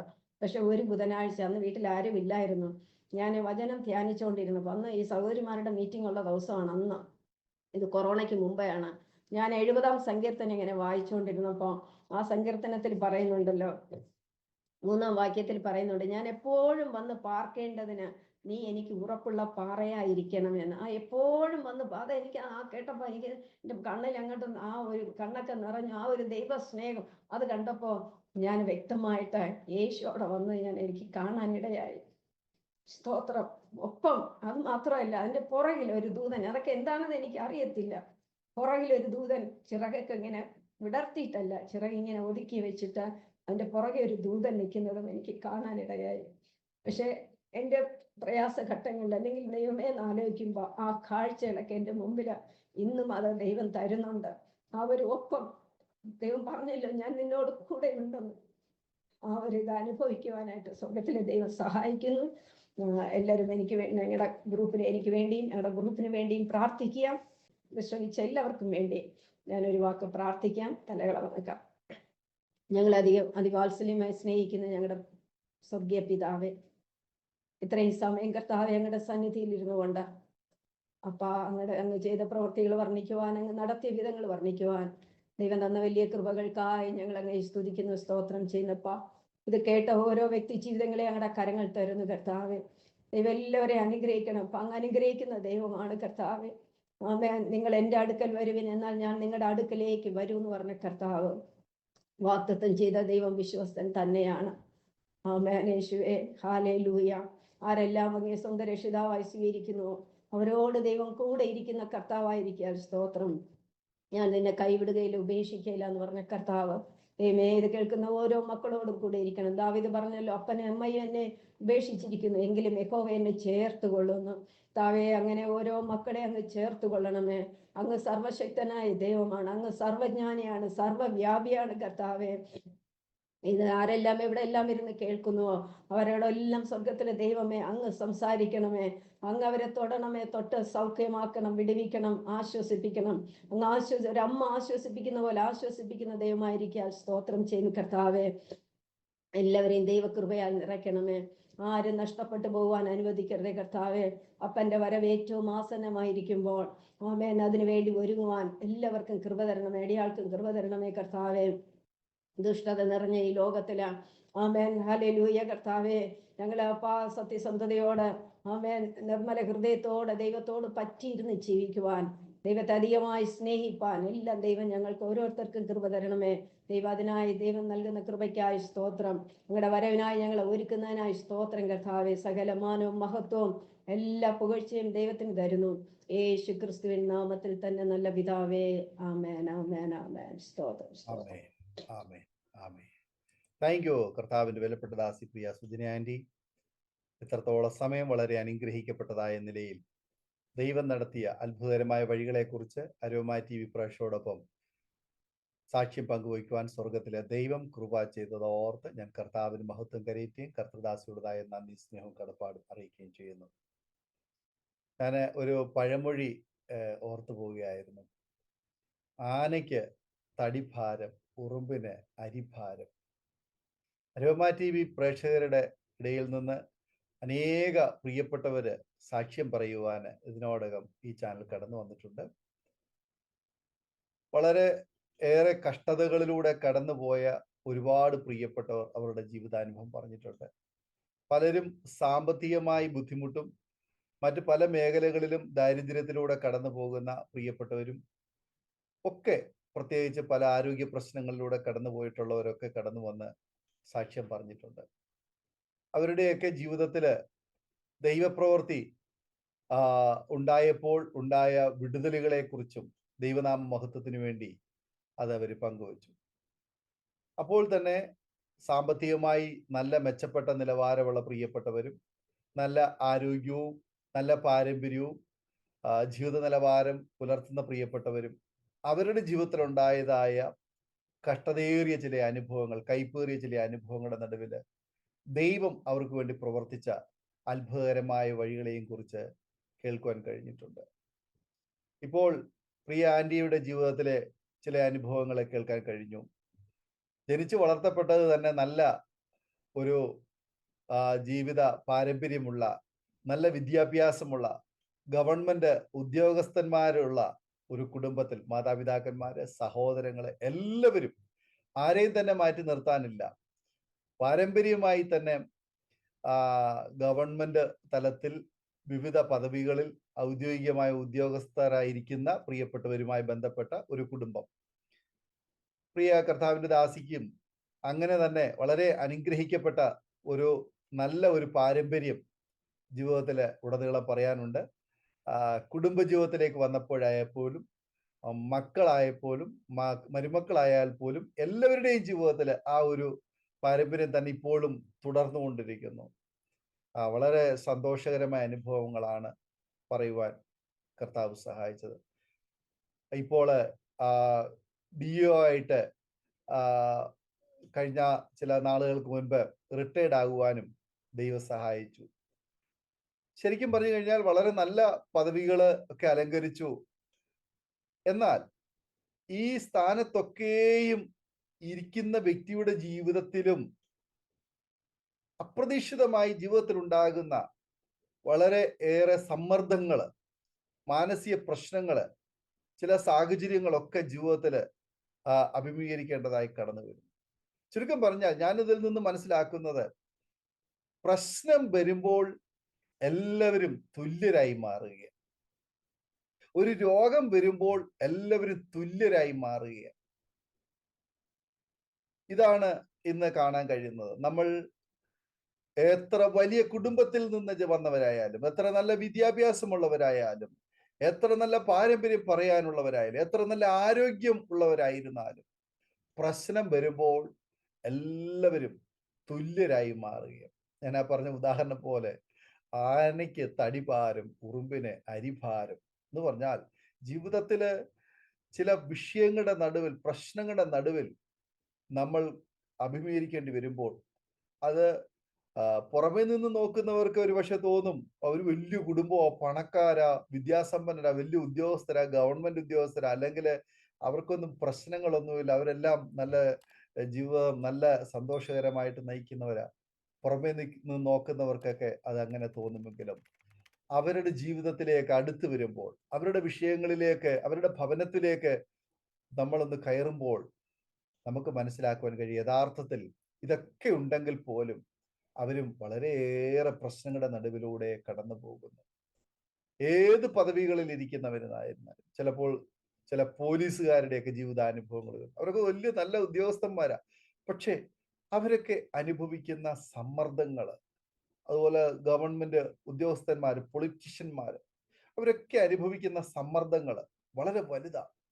എന്നാൽ ഈ സമ്മർദ്ദങ്ങളുടെയൊക്കെ നടുവിലൂടെ കടന്നു പോകുമ്പോഴും ഒരു പക്ഷെങ്കിൽ നമുക്ക് ആശ്വാസം തരുവാൻ നമ്മുടെ ഉറ്റവരോ ഉടയവരോ പ്രിയപ്പെട്ടവരോ ഒരു പക്ഷെ കണ്ടെന്നു വരികയില്ല. നമുക്ക് ആശ്വാസം കണ്ടെത്തുവാൻ ഏതൊരു വ്യക്തിക്കും, ഏതൊരു മനുഷ്യനും, ഏത് സാഹചര്യത്തിൽ കൂടി കടന്നു പോകുന്ന ഒരു വ്യക്തിക്കും, ആ വ്യക്തിക്ക് ലഭിക്കുന്ന ആശ്വാസം, ആ വ്യക്തിയുടെ ജീവിതത്തിൽ സമാധാനം, ആ വ്യക്തിയുടെ ജീവിതത്തിൽ സന്തോഷം പകർന്നു ലഭിക്കുന്ന ഒരിടമുണ്ടെങ്കിൽ അത് കർത്താവായ യേശുക്രിസ്തുവിന്റെ ക്രൂശിന്റെ ചുവട് മാത്രമാണ്. ആ ക്രൂശിന്റെ ചുവട്ടിൽ കടന്നു വരുമ്പോൾ ആ വ്യക്തിയുടെ ജീവിതത്തില് വലിയ സമാധാനം ലഭിക്കുവാനിടയായി തരും. ആനയ്ക്ക് തടിഭാരമായാലും, ഉറുമ്പിന് അരിഭാരമായാലും, ഏത് വിഷയമായിരുന്നാലും, ഏത് സാഹചര്യത്തിലുള്ള പദവിയിലിരിക്കുന്ന വ്യക്തിയായിരുന്നാലും, ആ വ്യക്തിയുടെ വിഷയങ്ങളുമായി, ഭാരവുമായി യേശുവിന്റെ ക്രൂശിന്റെ അടുക്കൽ വരികയാണെങ്കിൽ യേശു പറയുന്നു, അധ്വാനിക്കുന്നവരും ഭാരം ചുമക്കുന്ന ഏവരുമായുള്ളവരെ നിങ്ങൾ എല്ലാവരും എൻ്റെ അടുക്കൽ വരുവീൻ, ഞാൻ നിങ്ങളെ ആശ്വസിപ്പിക്കാം എന്ന്. ആ കർത്താവായ യേശു ക്രിസ്തുവിന്റെ അടുക്കൽ കടന്നു വന്നിട്ടുള്ള ആർക്കും ആശ്വാസം ലഭിക്കാതെ പോയിട്ടില്ല, അവരുടെ ജീവിതത്തിൽ സമാധാനം ലഭിക്കാതെ പോയിട്ടില്ല. പ്രിയ സുജന ആന്റിയുടെ ജീവിതത്തിലും കർത്താവായ യേശു ക്രിസ്തുവിലൂടെ ലഭിച്ചതായ ആശ്വാസത്തിന്റെയും സമാധാനത്തിന്റെയും സന്തോഷത്തിന്റെയും ഒരുപാട് അനുഭവങ്ങൾ, ഓർമ്മകൾ, ആ കുടുംബത്തിന്റെ ചില അനുഭവങ്ങളൊക്കെ പറയുവാൻ കർത്താവ് സഹായിച്ചല്ലോ. കർത്താവിന്റെ ദാസ്യ ദൈവം അനുഗ്രഹിക്കട്ടെ. ഇപ്പോൾ ചെയ്തുകൊണ്ടിരിക്കുന്ന ആതുര സേവനങ്ങൾ അത് വളരെ അനുഗ്രഹിക്കപ്പെട്ട നിലയിൽ സമൂഹത്തിന് വേണ്ടി, ജനത്തിന് വേണ്ടി, അനാഥർക്ക് വേണ്ടി, വിധവന്മാർക്ക് വേണ്ടി, വൃദ്ധസദനത്തിലും അതുപോലെ മറ്റു പലവിധമായ സ്ഥാപനങ്ങളിലും ഒക്കെ കഷ്ടം അനുഭവിക്കുന്ന പ്രിയപ്പെട്ടവർക്ക് വേണ്ടി ചെയ്യുവാൻ ആ കരങ്ങളെ ദൈവം ബലപ്പെടുത്തട്ടെ, ആ കാലുകളെ ദൈവം ബലപ്പെടുത്തട്ടെ, ആയുസ്, ആരോഗ്യ, അവസരങ്ങൾ, സാഹചര്യങ്ങളെ ദൈവം അനുകൂലമാക്കി തരട്ടെ എന്ന് ആശംസിക്കുന്നു, പ്രാർത്ഥിക്കുന്നു. വളരെ അനുഗ്രഹിക്കപ്പെട്ട സാക്ഷ്യം പങ്കുവച്ചതിന് നന്ദി അറിയിക്കുന്നു. കർത്തൃശുശ്രൂഷയിൽ വർദ്ധിച്ചു വരാൻ ദൈവം ഉപയോഗിക്കട്ടെ എന്ന് പ്രാർത്ഥിക്കുന്നു. അരോമ TV പ്രേക്ഷകർക്ക് ഈ സാക്ഷ്യം ഒരു വേറിട്ട അനുഭവമായി തീർന്നു എന്ന് വിശ്വസിക്കുകയാണ്. തീർച്ചയായിട്ടും നിങ്ങളുടെ പ്രിയപ്പെട്ടവർക്ക്, സുഹൃത്തുക്കൾക്ക് നിങ്ങൾ ഷെയർ ചെയ്ത് കൊടുക്കണം. നിങ്ങളുടെ വിലയേറിയ അഭിപ്രായങ്ങളും നിർദ്ദേശങ്ങളും കമന്റ് ബോക്സിൽ രേഖപ്പെടുത്താൻ മറക്കരുത്. നിങ്ങൾക്കൊരു പ്രാർത്ഥനാ വിഷയമുണ്ട് ഞങ്ങളുമായി പങ്കുവയ്ക്കാൻ നിങ്ങൾ ആഗ്രഹിക്കുന്നെങ്കിൽ സ്ക്രീനിൽ കാണുന്ന വാട്സപ്പ് നമ്പറിൽ ഞങ്ങളെ അറിയിക്കൂ. ഞങ്ങൾ തീർച്ചയായിട്ടും നിങ്ങൾക്ക് വേണ്ടി പ്രാർത്ഥിക്കുന്നു. സാക്ഷ്യം പറഞ്ഞ പ്രിയപ്പെട്ടവരോടൊപ്പം എല്ലാ തിങ്കളാഴ്ചയും രാത്രി 8:30 മണി മുതൽ ഓൺലൈനിലൂടെ നടക്കുന്ന പ്രാർത്ഥനാ കൂട്ടായ്മയിൽ നിങ്ങൾക്കും പങ്കുകൊള്ളാം. അടുത്ത അനുഗ്രഹിക്കപ്പെട്ട സാക്ഷ്യവും വചനചിന്തയുമായി നാം വീണ്ടും കൂടി കാണുമ്പോഴേയും എല്ലാ പ്രിയപ്പെട്ടവർക്കും goodbye. God bless you all. ആമേൻ, ആമേൻ. നമ്മുടെ മകന്റെ വിവാഹം കുറച്ച് ടെൻഷനായിരുന്നു. അപ്പോഴാണ് ഞങ്ങൾ aromamary.com-ൽ രജിസ്റ്റർ ചെയ്തത്. അവിടെ നിന്നാണ് നമ്മുടെ മകന് നല്ലൊരു പെൺകുട്ടിയെ കണ്ടെത്തിയത്. ഇന്ന് തന്നെ aromamary.com ഡൗൺലോഡ് ചെയ്യൂ.